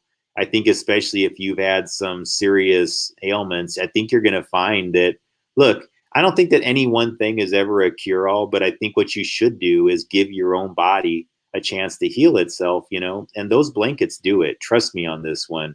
If you don't listen to any other thing I say and you think I'm a total shill after this day and hate me, then at least take that one thing in, because I at least want to see everybody get healed to the best of their ability. And that's one thing I care about. You know, we can disagree on a lot of things, but I want to make sure people get good advice on that. And, you know, healing, wellness, whatever you want to call it. I've found that people actually can cure ailments, though. I mean, with them, but that's, your mileage may vary, you know. I mean, it's an individual opinion, but I mean, does a pill do it any better than a blanket? I don't really know. But I personally think the blankets, here's what I think. I think if the blankets aren't doing it themselves, here's my opinion. From what I know about the way plasma works and plasma fields recirculate, that you're giving your body a way better chance at doing healing of all different types with the blankets, even if you're like using medications and things like that, right? That if those things are working for you, the blankets will help them work better. You know, if just having certain treatments are working for you, then wrapping yourself in the blanket at night is going to make it work better. It's going to, whatever like benefits you got from a treatment during the day, then having that blanket wrapped around you at night is going to keep more of the benefits of the healing that you got during the day. Especially people that do like physical therapy, I would say absolutely, because I deal with a little bit of physical symptoms from what goes on with me. And it causes a lot of problems with my spine. And those blankets, I'm telling you, they're so regenerative that like I always want to get right back in that. Like, I just want to have that thing wrapped around me. It's become such a comfort thing. I'm telling you, they're amazing. So yeah, yep. Yeah, I'm sure the cats like it. Definitely, Tracy. I wouldn't doubt that at all. They're definitely. I know that the blanket that I have, actually, I used to have a cat, and coincidentally, guys, for those of you who don't know, the cat that used to hang out on this blanket is a hip hop rap star. I'm not going to joke here. This is the truth. If you're not familiar, guys, my cat Maceo appears on Meow the Jewels, the Run the Jewels album. And that's no bullshit. You can find his name on the record. I'm one of the people that donated money back when I had a job still and made good money in the wireless industry. I actually contributed to the Kickstarter campaign to have Meow the Jewels recorded and remixed by Run the Jewels. And so I put in $500, and in doing so, they allowed you to upload sounds of your cat. And so forever, my cat is immortalized on Meow the Jewels. I can say that. And that same cat slept on that blanket, that rainbow Pendleton blanket. He was a badass too, man. Maceo, you ask anybody who knew my cat. He was awesome. He was a great cat. People loved him all over, dude. Like, I had parties for a long time. I used to be pretty well known in Portland for a while back around, I don't know, 2000. I don't know. It was more like 2006, 2007. And then I'd say I'd probably started dropping out of the social scenes, things like that, probably around 2010. I just started getting sick of it. But until then, I was having lots of parties, and my cat was kind of known by a lot of people. Like, you know, come over, is like almost like, can you withstand Maceo? He's just big. You're like, man, how the hell did you get a cat that big? He's monstrous, man. He was really, really big. But yes, folks, he was on the Meow the Jewels record. And if you look on the credits, if you look it up online, his name is Maceo. Strangely, there's a rapper named Maceo too, but in that particular case, it's my cat named Maceo. And he was named after the song "A Cat Named Maceo" by Jane's Addiction, sang by Perry Farrell, for those unfamiliar. And it's because his personality. It was a girlfriend I had at the time. She made the suggestion because he was she was more of a Jane's Addiction fan than me. But she said, you know what? He's like the Perry Farrell song, you know, "A Cat Named Maceo." And the song said he's a little man in a cat's body or something like that. And that's kind of the way he was, except I would argue he was kind of like a dog, and he would bark more than he would like meow. And that's what was always kind of funny about him. He didn't like have he did meow like a cat did a lot of times, but sometimes he just kind of go like,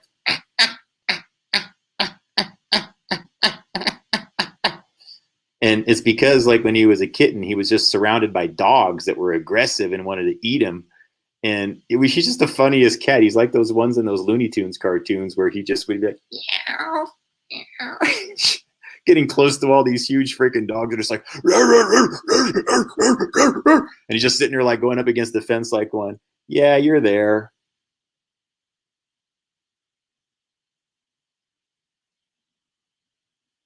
It's just, you know, nothing, you know. But I think he just learned to be comfortable around them, and that it just doesn't bother him, you know.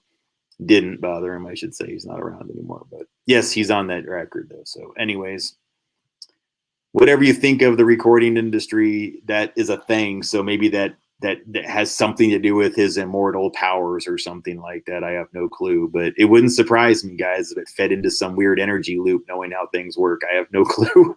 I'm not going to say I have no clue, but yeah, it did occur to me that my cat being on a record did do something in some strange way. I don't know. That is a strange way to have some like extended amount of influence, I guess, of a cat, you know, being around a recording record like that and it going around in a spiral. And I actually have the vinyl record. I don't have it on my person because it's not in a place where I can even access it, but sadly it might be still in existence somewhere. I don't know. But yeah, I had one of the only 10 test pressings of the record even. Woe is me. My Meow the Jewels record recording woes. Yeah, Maceo though, I think I can't remember which song he's on. I think it's which one is it? It's oh Oh man, there's even a music video to it, but if I play it, I know I'll get copyright striked. I definitely did. The one time I tried playing it, I think they really effed with my channel. Yes, I'm not going to even do that, but you can find it if you're into the band. Anyways, I don't think a lot of people here are, because I lost about half the viewers when I talked about it. We're moving along now. All right.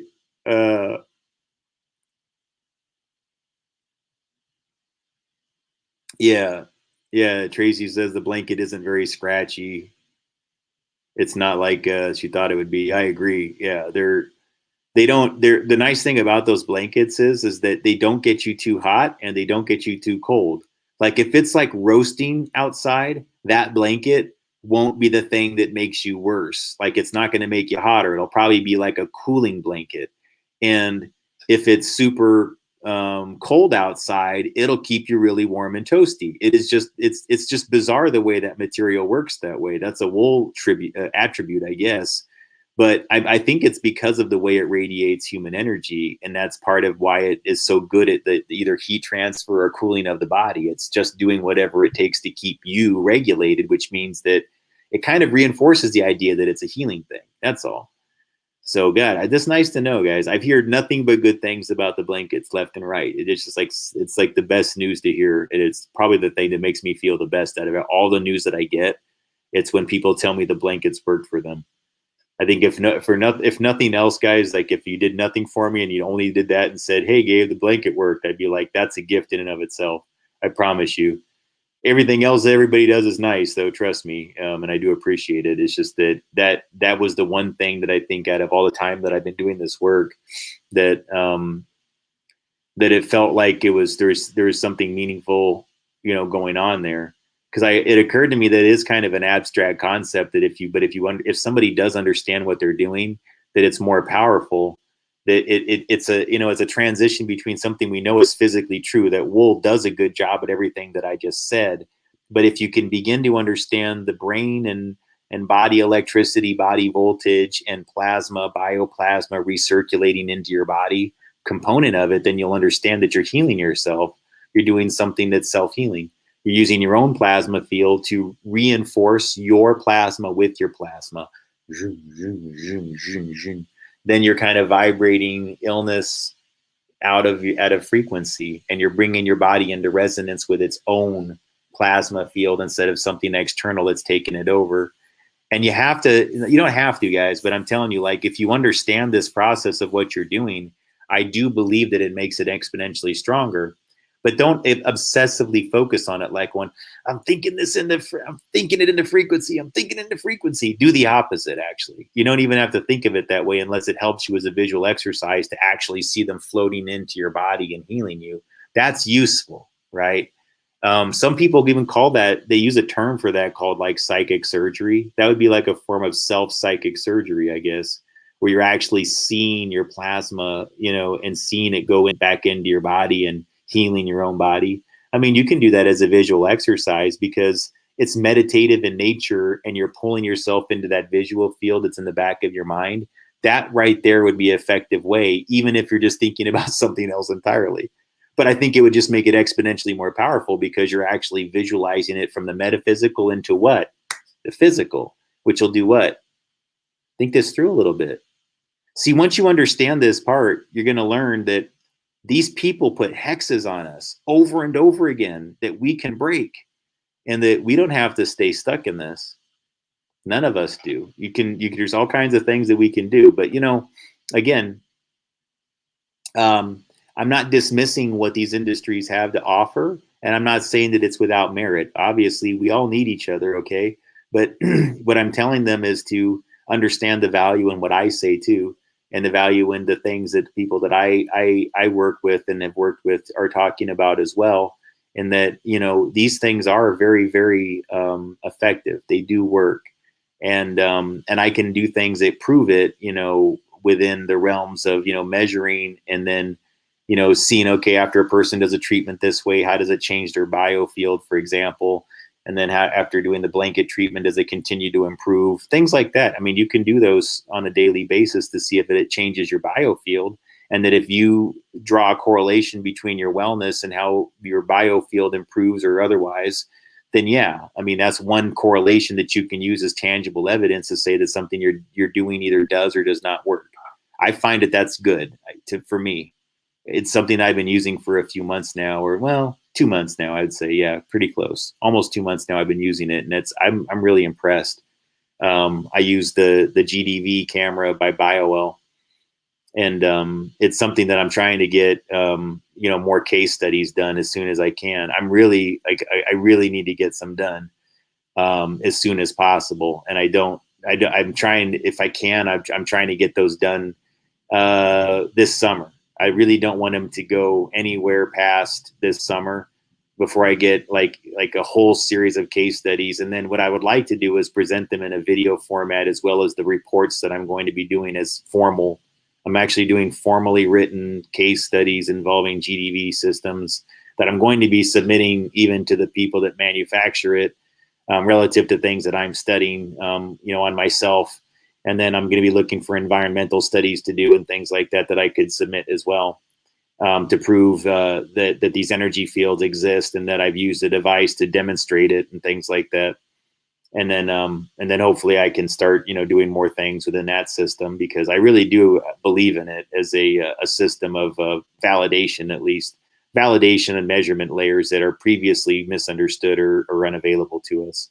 I think they reinforce and help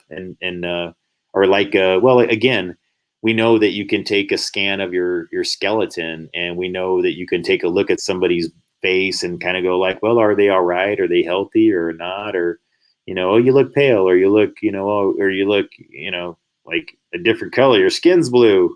You look like Papa Smurf.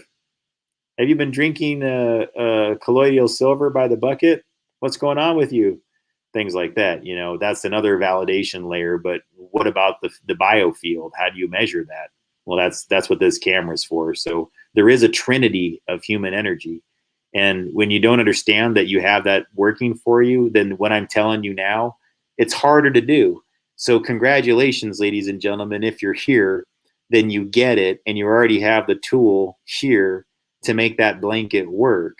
That's a big part of it, though. I think everybody's going to feel the comfort from it, but when you really get it, and you're using it as a tool, then yes, it's going to help you in ways that you didn't even realize it could.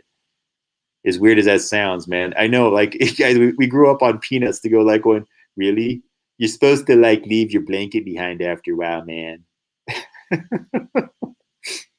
Linus in his blanket, or not Linus. Is it Linus? It isn't it Linus? Yeah, because Schroeder's the one that plays the piano. I always get those two names sometimes crossed. Linus has the blanket. Yeah, I'm telling you, they're good. They're really good. All right.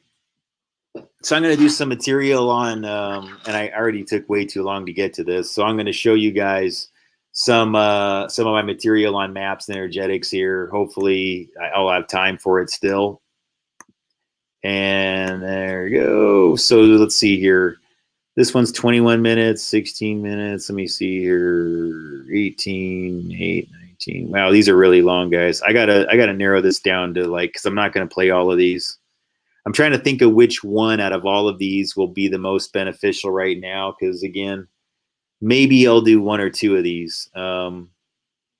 The Fibonacci spiral and timelines thing, I think, is probably the most relevant to the discussion, though. And that's the one that I think has more to do with love and what you can create instead of like the spooky or scarier things. So I don't know, guys.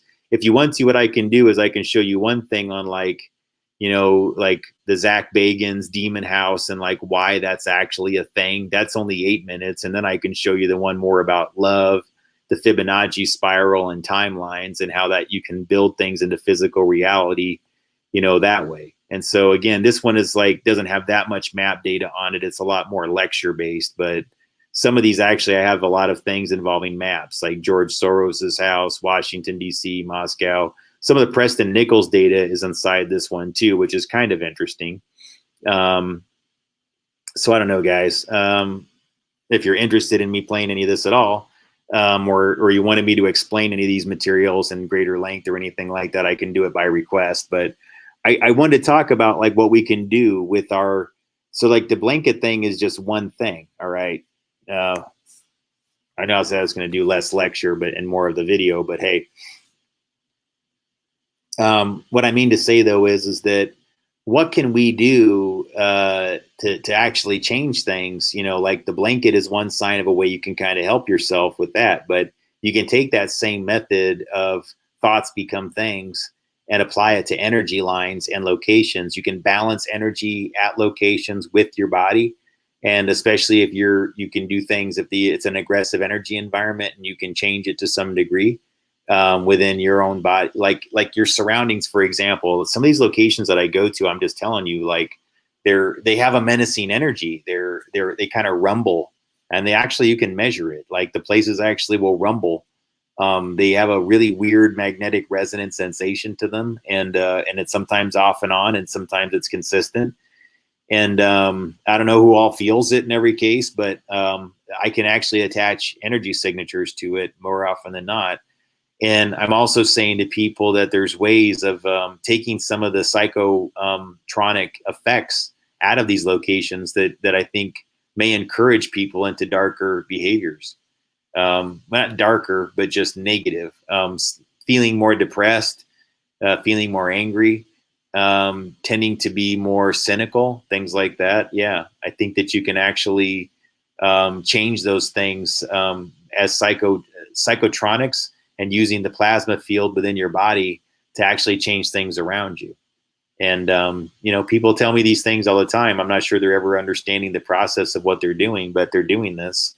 It's literally that they have such a strong plasma field that the more those people that have strong plasma fields are in a state of love and in a state of acceptance and openness, and they have a tendency, and they're feeling love and they're accepting of love, then yes, the things that they tend to do around them exponentially change way quicker.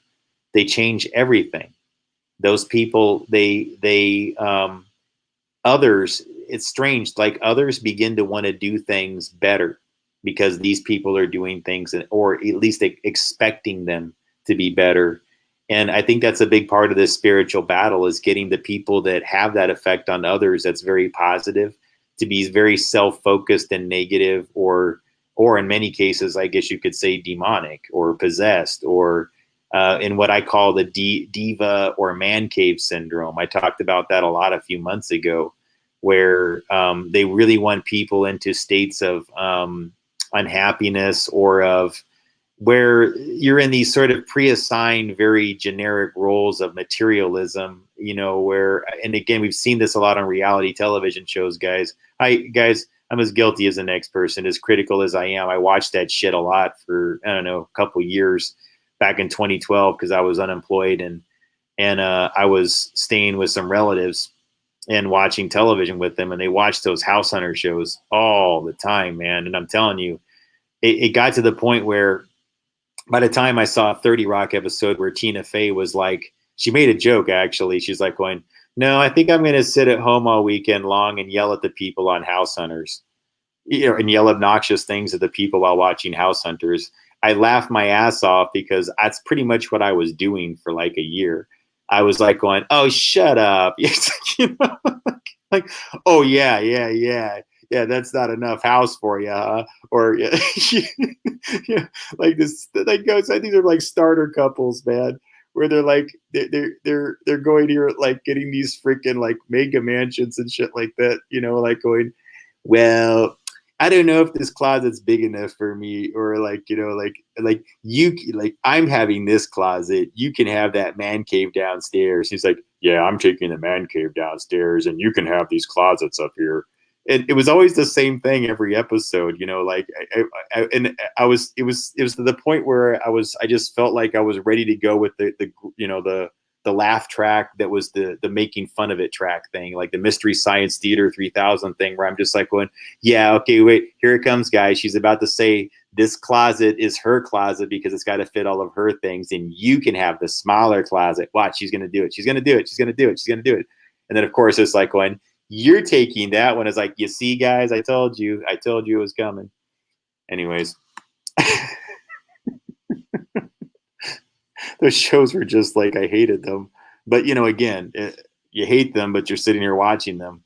And the cadence on those shows are always like, you know, they were programming people into speaking like this. Like there's like, if you really, the longer you watch these things, the more you realize that they're programming people into being that fakiness. They're trying to get everybody into that method of, you know, talking. And it just reminded me of like when I lived in Tri-Cities, you know, many, many years ago when that series Sex and the City was still on HBO.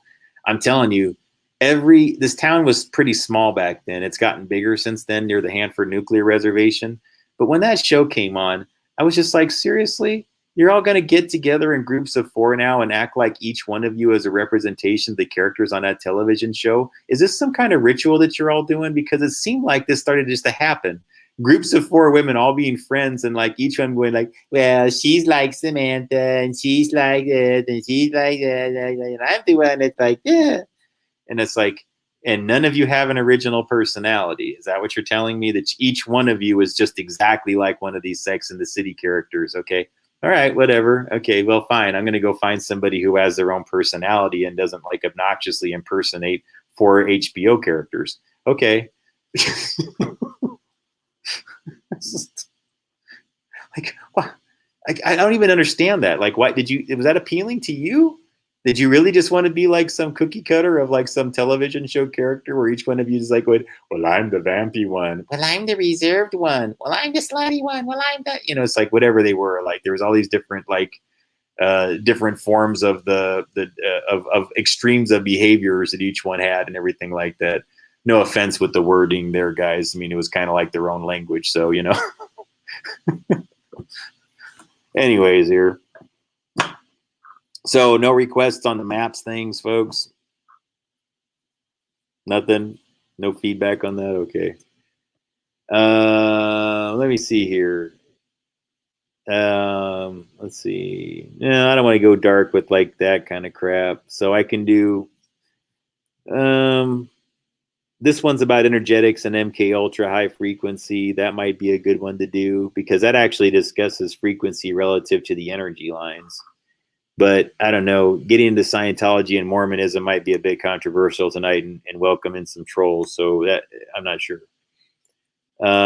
I've got one that I did on Fibonacci, spiral, and timelines. This is probably the best of the ones that I did as far as like positive things and discussing positive orgone radiation attachments to, you know, physical reality and bringing that into it, rather bringing metaphysical into physical. This one I did about the Georgia Guidestones, Rosicrucianism, and like some of the different ways of perceiving some of these occult societies and groups, and my assessments on some of the things. In fact, in Georgia Guidestones one, those of you I've talked to about time envelopes, you may want to look at this clip. I'm not sure it's good for the entire audience tonight, but the Georgia Guidestones one, what might tell you about the time envelope better, where like some people are in a different, they're here with you, but they're experiencing time at a slightly different rate relative to the rest of the population. It's keeping them frozen a bit, even though they're experiencing reality with everybody. It's difficult to explain. And I call that a time envelope. And then again, I did this one. It's only about 8.5 minutes, or 8 minutes, but it's about the Demon House and Stonehenge. And I get deep into like how an energy line could have negative energy associated with it and then transmitted and sent to another area far away, and how that might work, and how that relates to a house that he got down there in Indiana, Gary, Indiana. He bought this house where, you know, there was possessions that were reported there. So, you know, again, I'm not that much into ghost adventures anymore because I feel like it should be done a little bit different way, even though I think they do some good technical work. I prefer a different method of approaching things that are paranormal or whatever you want to call it, or involving esoteric energies. But again, lots of people can have their different methods and still say that person did some good work, you know? And so, yeah, I'd say that he's done some pretty interesting and compelling things, you know, and I don't think it's all show or anything like that. You know, I think that there's things that are tangible that you could prove that he's said happened, or there's science behind things that he's shown has happened that wouldn't suggest that it's all just like, you know, a big light show or something for people to get tricked by. However, that being said, yeah, there's things involving frequency and with these shows where they allege to catch audio that I just know there's too many hacks that can happen within that to where I don't accept that those things as rigid evidence as much as the other things that are more visual in nature. And again, that's not an insult to them. It's just that they may not have my explanation, available to them. So that's all, and if they heard it, they may go, oh yeah, I'm glad that that's another form of debunking that we hadn't considered. So I'm offering that.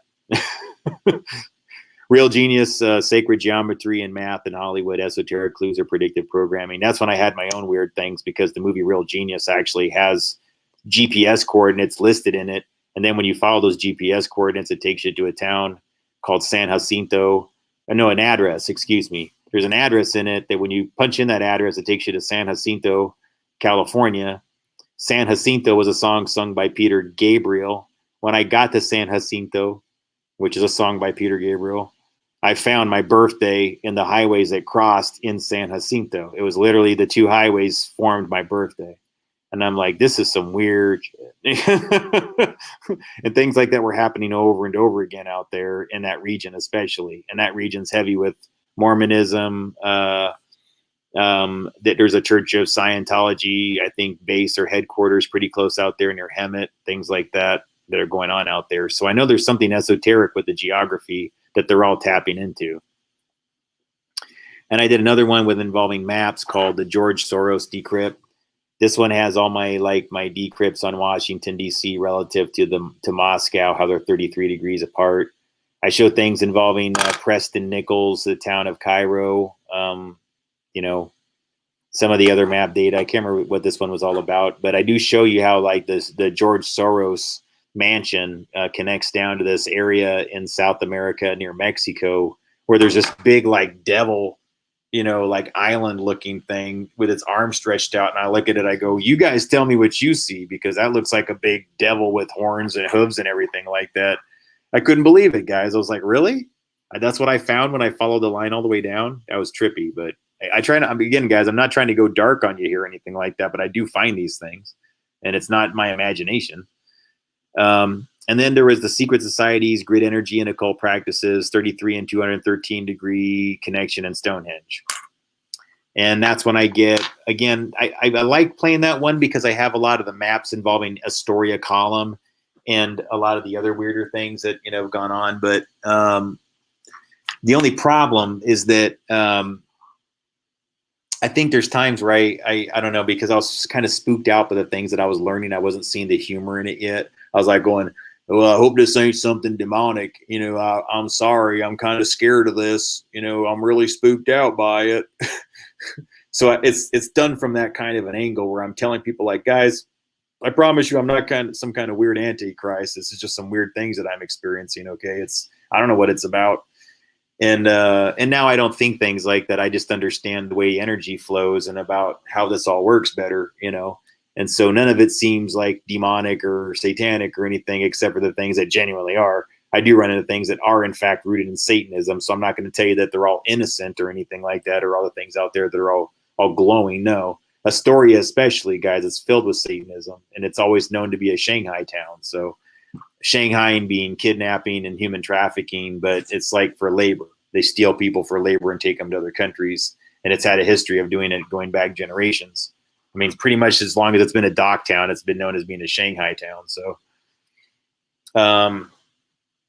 so I don't know, folks, do any of those sound good? Do you want to watch any of them here tonight and have me explain or talk about it in more detail? Or is there other material that I can go over that would help you, or map things that I can talk about relative to that? Because I don't mind. If not, then I can, do one, I think, really quick that's a little bit more optimistic and kind of shows you what happens when you program your plasma field and think about something good. And that would be this Fibonacci spiral and timelines. Because here's the things, guys, I had somebody kind of, and not the only time somebody shared this with me. They've asked me why I concentrate sometimes on the zodiac. And I'll explain it to you. It's because my knowledge of angles and azimuths from the wireless industry informed my investigation into this generations long, really decades, I should say, long crime that went unsolved. And he left all kinds of, he allegedly left all these clues related to these cryptograms, and I'm really good at solving cryptograms, and I'm really good at doing things with angles and azimuths. And what I learned was a whole series of the puzzles that the Zodiac Killer did involved angles and azimuths, magnetic north, true north principles, geographic locations relative to energy lines. And then I was having decrypts that other people had never done before, and no one was acknowledging me, and still don't acknowledge me for. Fine. But see, there should be reward money associated with this. So I'm kind of wondering why, like, they make documentaries about other people's stories that are totally bogus and sometimes unprovable, and they'll go ahead and make a full documentary on that, like Paramount or somebody did. But when it's my story, they all just go like, oh, we didn't even hear that. And I'm like, but it's tangible data that actually you can go line to line, says this, and you're going to ignore it. How about you, police? How about you? Did you guys ever want to solve this? So why is it out there? Yeah, now you're going to start to understand. There's a bigger reason why it's out there. What that is exactly, I mean, look, if somebody asks me in private, I won't be cryptic. I'll just tell you that. And I'm not trying to be cryptic here. I've already said that I think it's this larger thing, and I don't want to go dark, guys, but it's used for darker reasons, and it's a multi-generational thing that's used as a reference point. So they took the original crimes and they anchor them to ones they do now. That's it. And the ones they do now are more esoteric in nature. They're harder to identify because they do them in ways that are more challenging to prove. So yeah, those of you who have concerns about that, I'm a good person to talk to, because again, I can prove the things that are normally unprovable, if that helps you understand. And I can expand on that. Seriously, and I don't want anybody to worry about that. If you ever talk to me, I'll ease your mind on it, okay? But yeah, in studying that though, it gave me greater access and understanding to what the core esoteric principles of the Zodiac Killer, that what they were doing was tapping into energetic science and archaeometry within the human brain, and that they were performing these crimes in a way that got the attention of a collective consciousness and placed them in a state of fear, to harvest that fear and give power with that fear to a group of bloodline families. That's what it was designed to do. It's literally like this great big psychoenergetic time event bomb that hits everybody and makes them all focus on certain terms based on the homicide names, the locations that they happened on. It's a very esoteric work that once it's unpackaged, I think people understand it. And I can explain it in a way that's very tangible, that most people could understand. It's just I'm not being really allowed to outside of all the documentaries that I did. And at some point, guys, I'm just want to focus on other things. So I stopped talking about it. And then one of the transitionary articles that I did, where I was thinking more positively, like, okay, I know what these evil workers did. What's the good things that happened? That's when I learned about the hug point thing, that I'd manifested something quite beautiful just by having faith in somebody and believing in them and having hope for a future with them. And that actually translated into something that, even though we didn't have that future together, we still built something into physical reality that was really beautiful just by having faith and love, you know, just like, hey, that's a cool person. You know, we were going to do it, but we didn't quite finish it. But metaphysically, we did bring something into reality at that place, at that moment, that I think still exists today. It's just something different than what it was supposed to be. Now it's just this really cool psychoenergetic love bomb that happened at Hug Point. And that's the way I look at it. That's not a bad thing, guys. It was just plasma emissions, that where our plasma fields affected it and influenced it exponentially based on our DNA and our energy signatures and the time and location and everything. It all just lined up in some weird form of wizardry. So I can explain it here. And yeah, I'm going to go ahead and do that. And then after this article, I'll do kind of a quick roundup of the material, and we can finish up after that.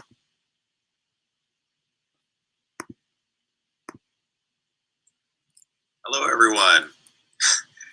Been a very bizarre and a miraculous and beautiful few days.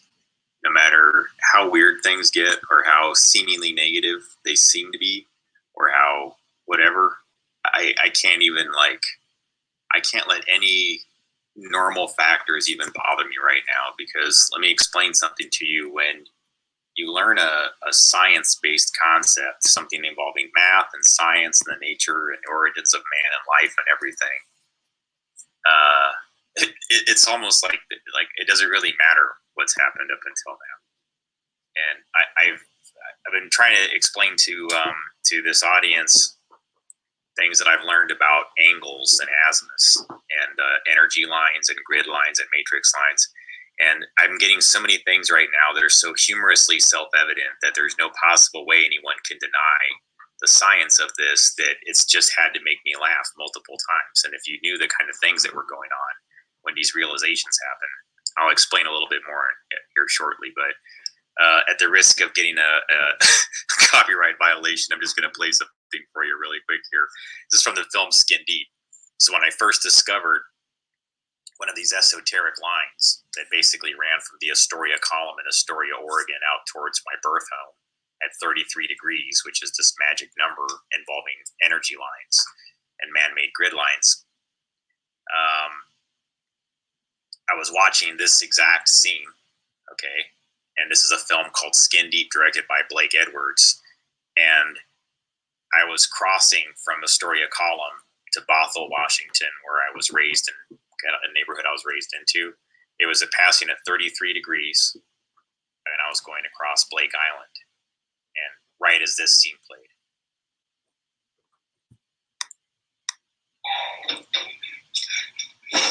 you won't believe it, but there is a God, and he's a gang rider. What the?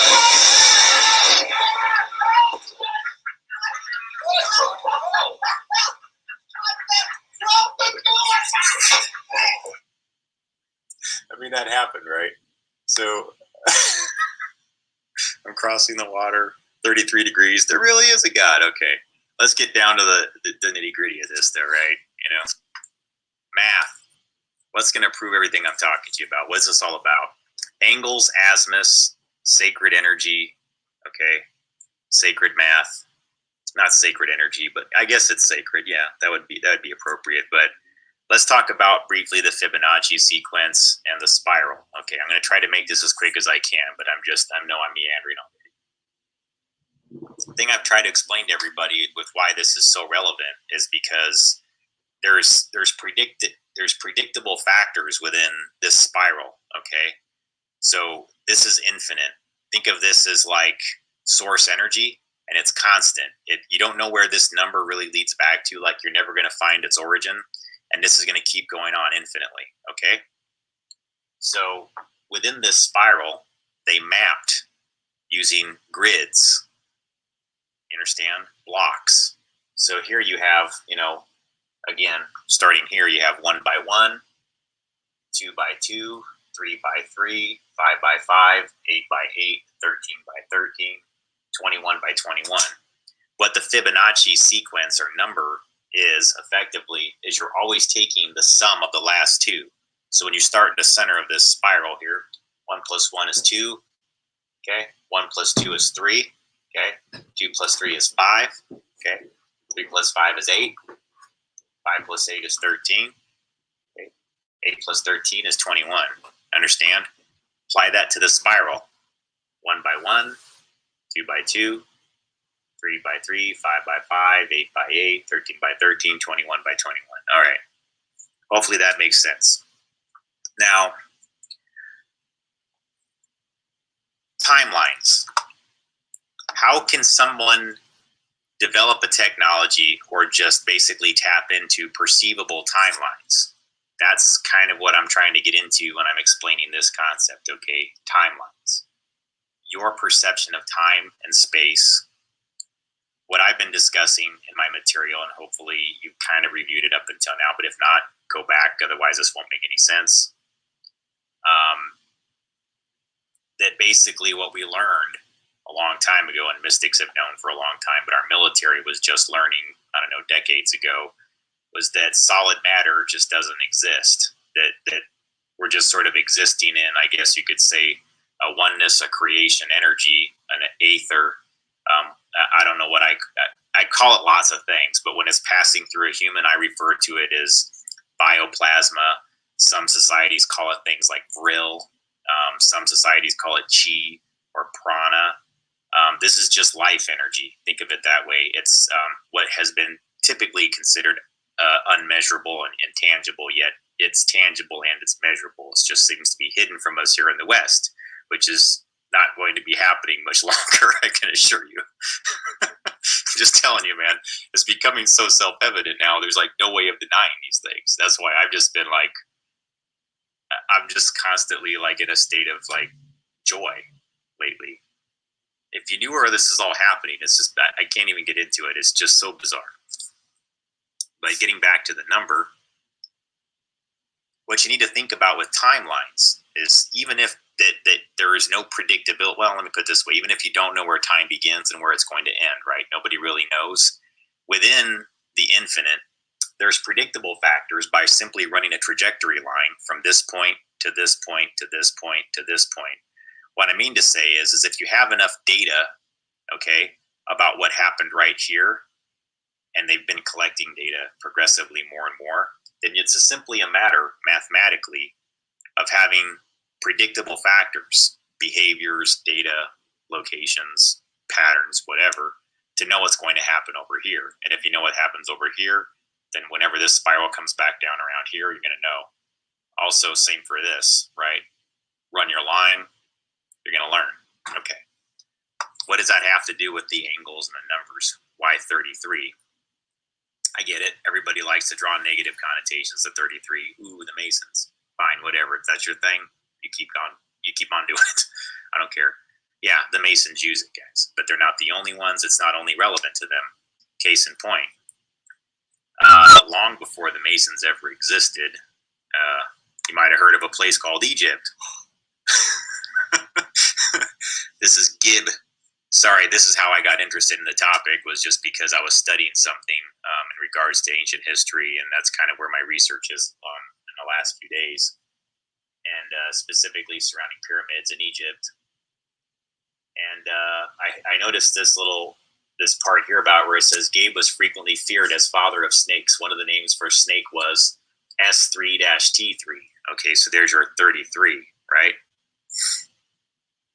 Interesting story about Gib. I don't want to do a whole Egyptology thing here, but you know, him and this is Newt. They were kind of had a thing going. They were into each other, to put it lightly. So why is this all relevant? Because I've had some really strange shit happen to me. Okay, and I hope somebody doesn't mind me even mentioning this, because it's just strange and I don't even know how to explain it. And I'm not trying to do anything weird here or anything, guys. Just let you know, I think you'll find this as a person that I used to know. This just to that one person. Hopefully you find this to be enlightening. Hopefully it encourages you to go look into the data too, because I honestly have no ill intentions, and I wish you nothing but the best, just so you know.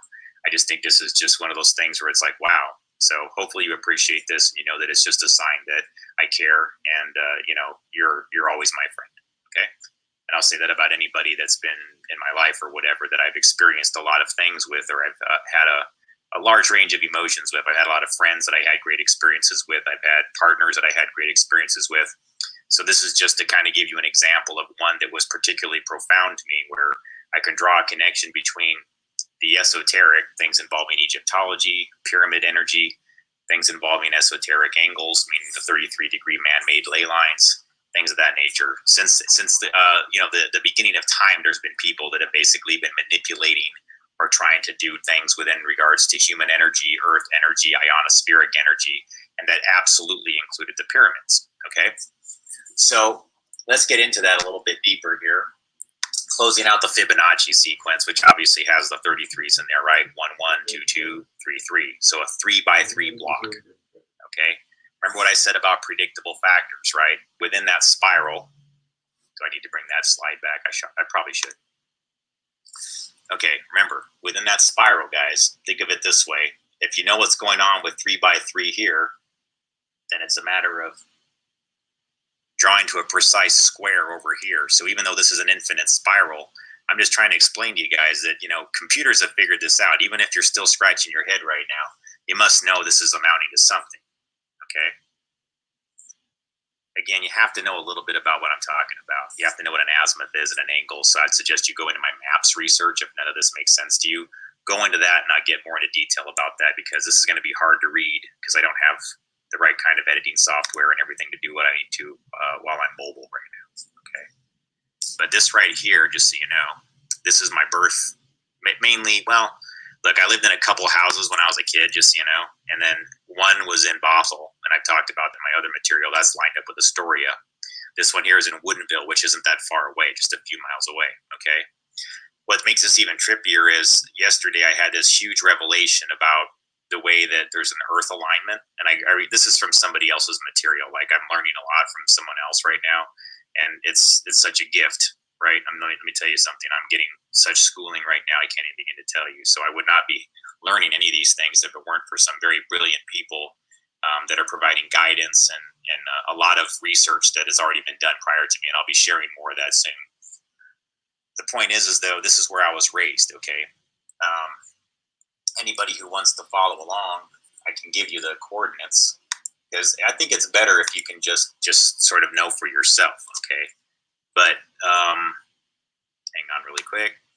So again, if you have Google Earth, this is a way for you to just to validate what I'm telling you here. So again, there's your GPS coordinates, 47.800318.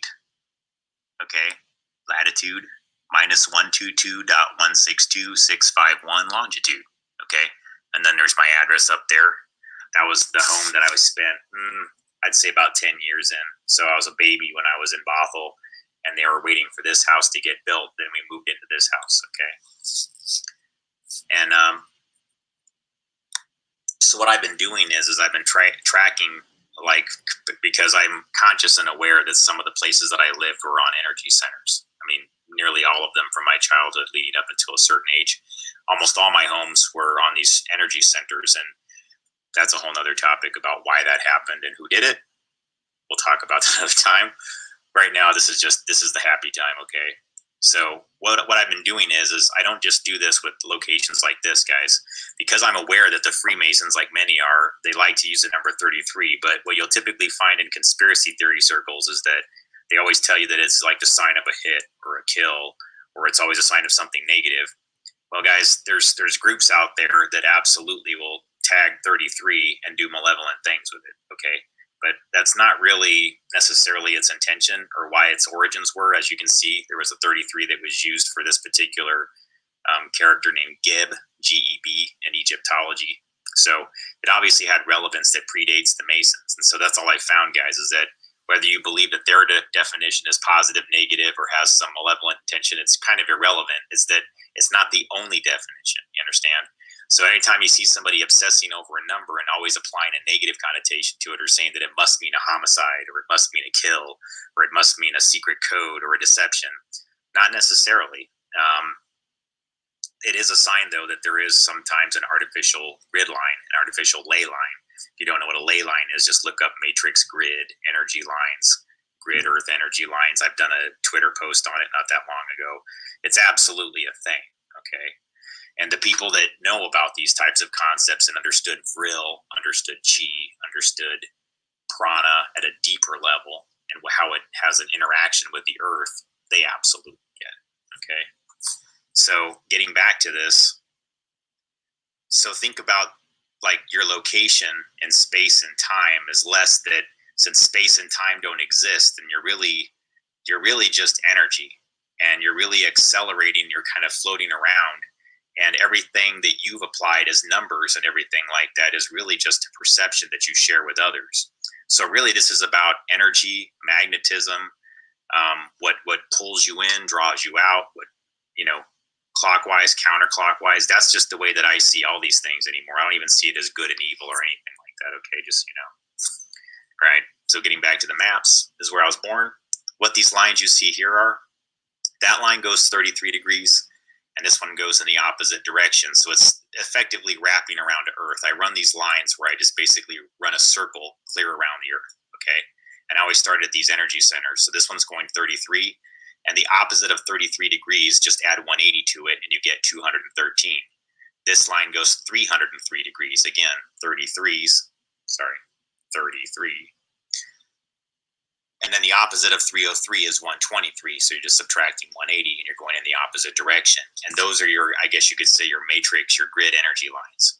So what makes this particularly strange is that when I ran my energy line out from there, it's super strange here, guys. Basically, that's where I was raised into, you know, cuts through Seattle, keeps running down here. And it runs pretty close to Astoria, but not quite to the column, not like the other place does, but that's not why I'm doing this. What's trippy is I experienced a really profound event right here. So notice that yellow line before I zoom in. Sorry guys, the resolution's really bad. This is the line that goes, the 33 to 13 degree line that goes from the house that I spent my first 10 years of my life at, basically. And we would just go back and forth between Woodinville and Bothell to do things, right, between different places. But this is the 213 degree line, and it lines up here at Hug Point, Oregon.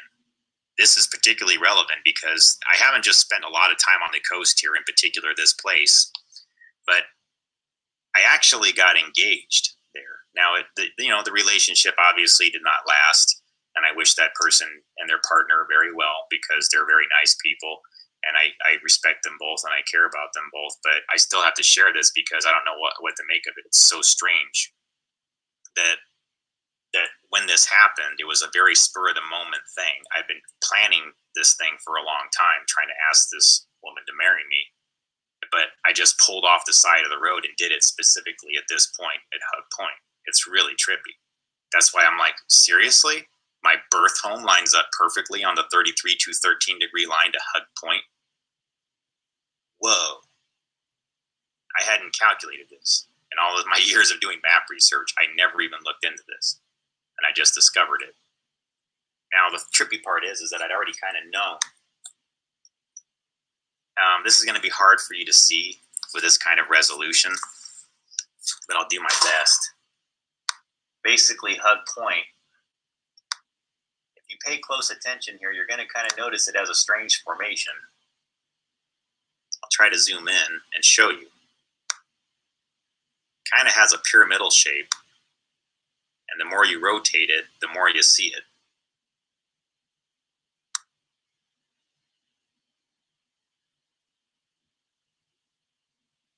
Trippy, right? Very pyramidal.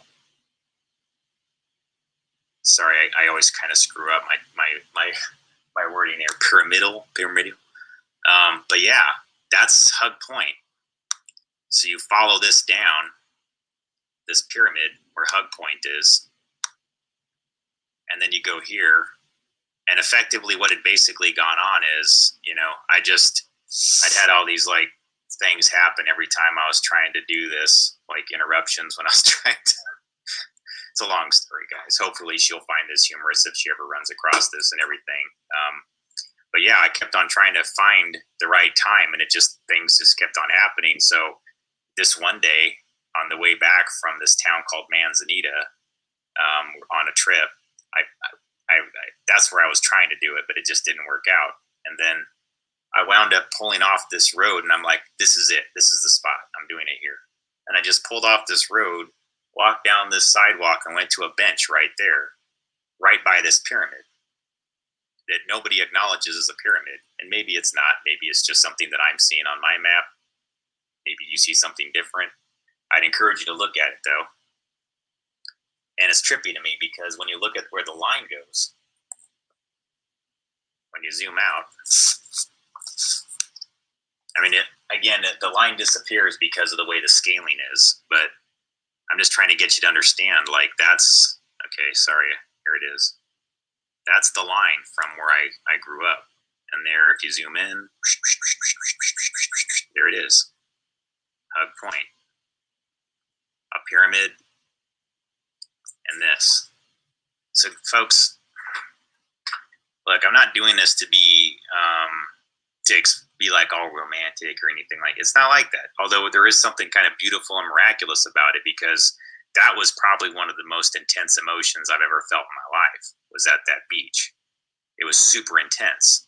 And the day that happened, it's just like the rain was coming down. It was like there was like tons and tons of like the wind was blowing. Very coastal, right? It's Oregon coast, but just it was just raining and everything like that. And I remember just having this very, very just incredibly strong feeling inside. Obviously, because I mean that's a very emotional thing when you're about to take a step like that. And I'm just like kind of amazed, because that's not the only time I found something like this, but to have so many of these things correlate with the science of the Fibonacci sequence, the spiral, what that means to what we're all experiencing here, energies to energies. Look, folks, I know this is a little bit more meandering than some of my pieces, and maybe it's for an extremely limited audience, but I don't really care.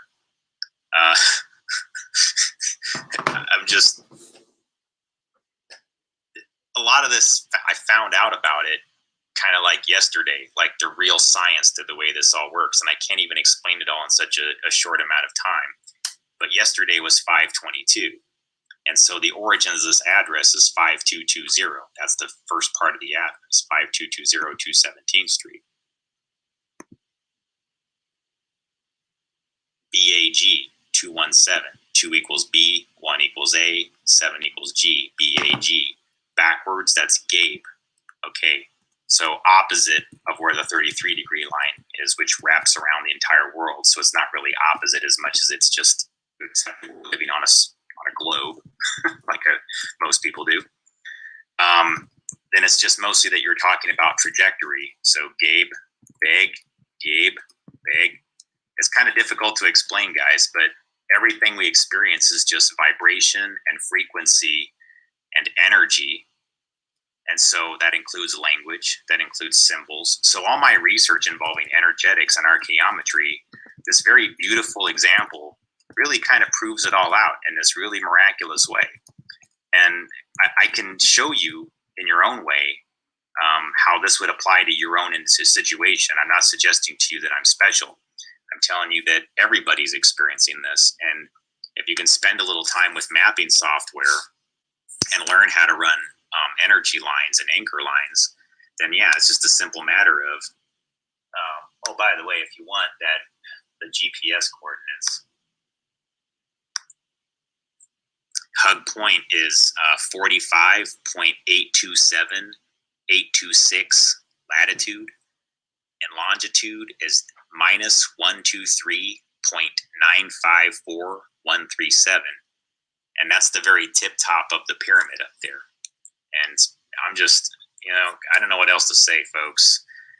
There really is a God, and God has a sense of humor, whatever that God is. If it's just creation energy, if it's an actual person, if it's just the oneness wanting to experience life through us, it has an incredible sense of humor, and there's really no need to see these things as menacing or dark.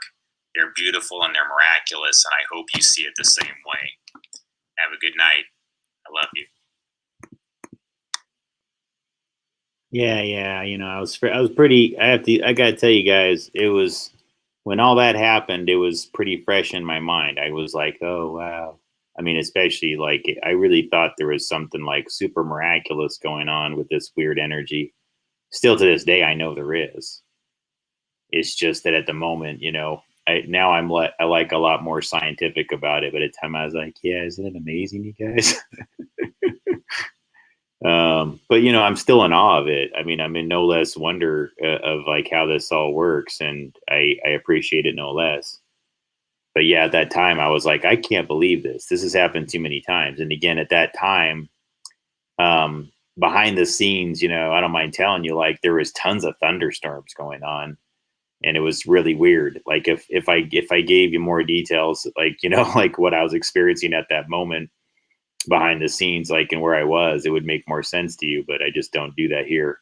But yeah, like at the time, I was pretty close to an airport, and I just seemed to be hived into all these weird energy things, and storms were just starting constantly, which is normal for that region, I think, even for that time or whatever. But they just felt too psychotronically connected, thinking of something, weather event, thinking of something, weather event, thinking of something, weather event, there's just too much of a, this would happen to that would happen, action reaction kind of thing. I was like, that's really weird.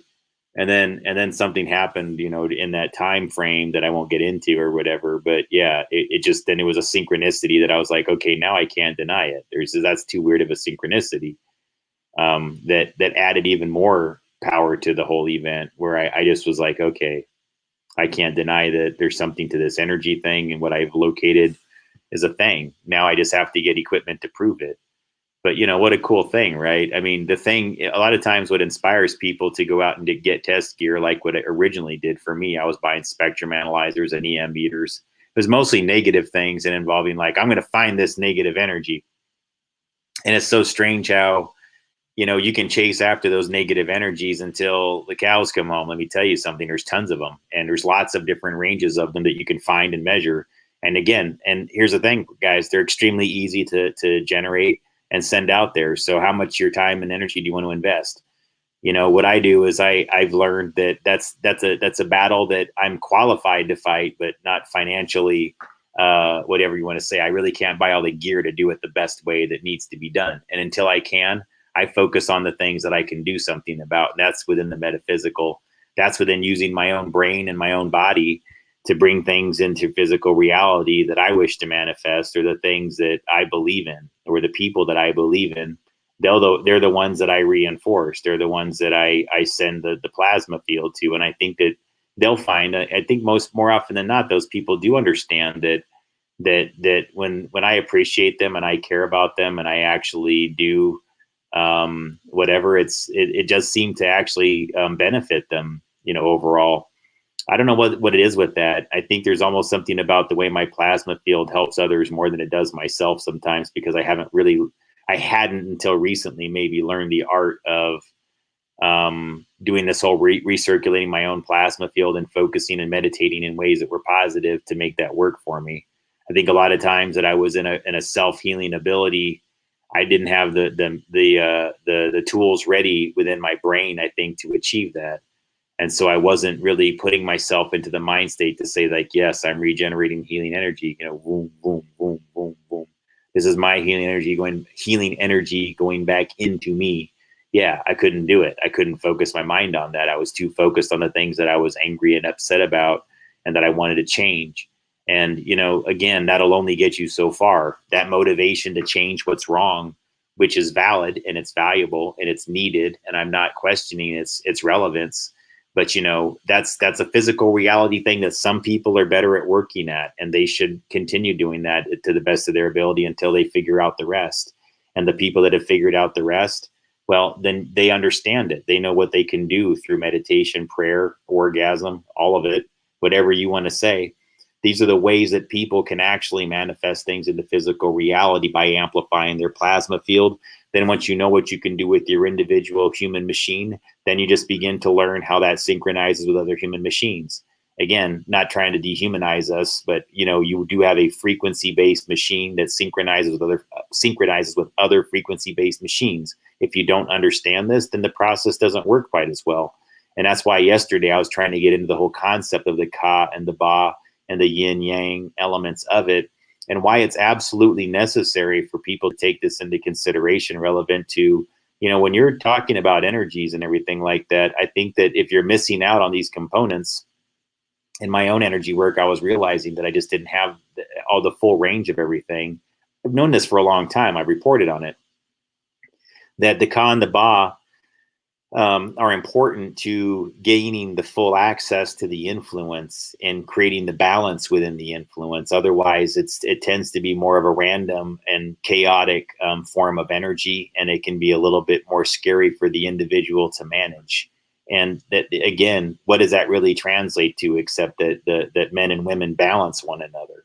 And if you don't know that whatever that means, folks, whether it's your partner, or it's the fact that maybe you had it's Mother's Day. Maybe your mother really brought you balance into your life. Not all mothers do that. Some do the opposite. Sorry if that's the case for those of you out there. But no, those of you who have a nice mother, congratulations. Please tell her you love her. And, again, that's important because sometimes that's the balance of the yin and the yang that you're achieving. It's not always of that other type as friends of mine like to joke now, because they like to coin my phraseologies of the hot and horny hawthorns, right? Hot and horny. It's like an inside joke, right? We're just joking around about it. But yeah, that's another way I said it. It's like a pun. Hot horns, but also hot horny, and again, because it's spelled that way. And they use this language corruption to talk about like a hellfire club, for example. So that's what that was referencing, guys. But yeah, I mean, the phraseologies are still, relevant or whatever when you're discussing these things involving the puns and the use of the language or whatever. So, but my point is, though, that, yeah, you need sometimes something more than just that, right? There's a lot of different ranges of this balancing of the yin and yang. And so there's trinities of energy. And I would say, yeah, you need different forms of yin yang. You need different forms of Kaaba. They're not all the same types. You need different types of energies, subtle energies within that Kanba.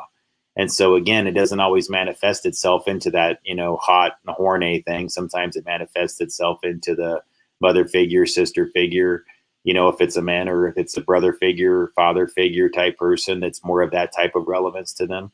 And that's the way it translates to for you, But again, it doesn't make it any less relevant or important. Those are important people. So you don't just simply dismiss them and say like, well, this is the dominant and only important energy in my life. You have to appreciate this all and understand it's all of its balance and relevance. When we're younger, though, we tend to chase after the one, right? That's all that we care about. And we start to go like, this all doesn't matter. It all matters, guys. You really have to pay attention to all the balancing of these energies because they're all important to you being a complete and whole person. So remember, there's trinities even within these types of gender dynamics or male, female, Kaaba, yin, yang types of things. You still have trinities even within those, Again, remember, just like there's the Father, the Son, and the Holy Spirit, there's a mother, there's a sister, and then sometimes there's your wife, your spouse, or your girlfriend. And the same thing, your boyfriend, your husband, or your father, or your brother. All of these are different forms of the male, the Ka, the Ba, the yin, and the yang, and they all bring balance into your life if you can appreciate that you find these people in all different forms, and that they all, sometimes transform or more for whatever the ways they manifest, that they're all important energies to you, and they can all be appreciated for what they bring into your life uniquely. And so I say, make sure you always remember that too, that it's okay. A lot of times in modern societies and everything like that, they're always telling you that you have to allow energies to dominate over you, or people, or one specific type of person, or one specific type of human energies to dominate you. I'd say don't let any of them dominate you. You're the person that controls and moves things around your own energies. It's not for everybody else to decide where you're supposed to go and what you're supposed to do. You always have to stay true to you. I don't care who's trying to get you to do something. I don't care if it was me. I'm telling you, you always stay true to you. Always do what feels right for you. That's the best thing that anybody can ever do in any given situation. Always. I'm saying that to the people that sometimes need that extra pep talk, to trust themselves. Trust yourself. It's okay to trust yourself. You're creating balance as much as anybody else, anybody or anything. All right, folks, I'm going to wrap it up for tonight. I really appreciate you joining. Thank you very much. And details below for contributing or contacting me for consulting or for any opportunities in that regard are there.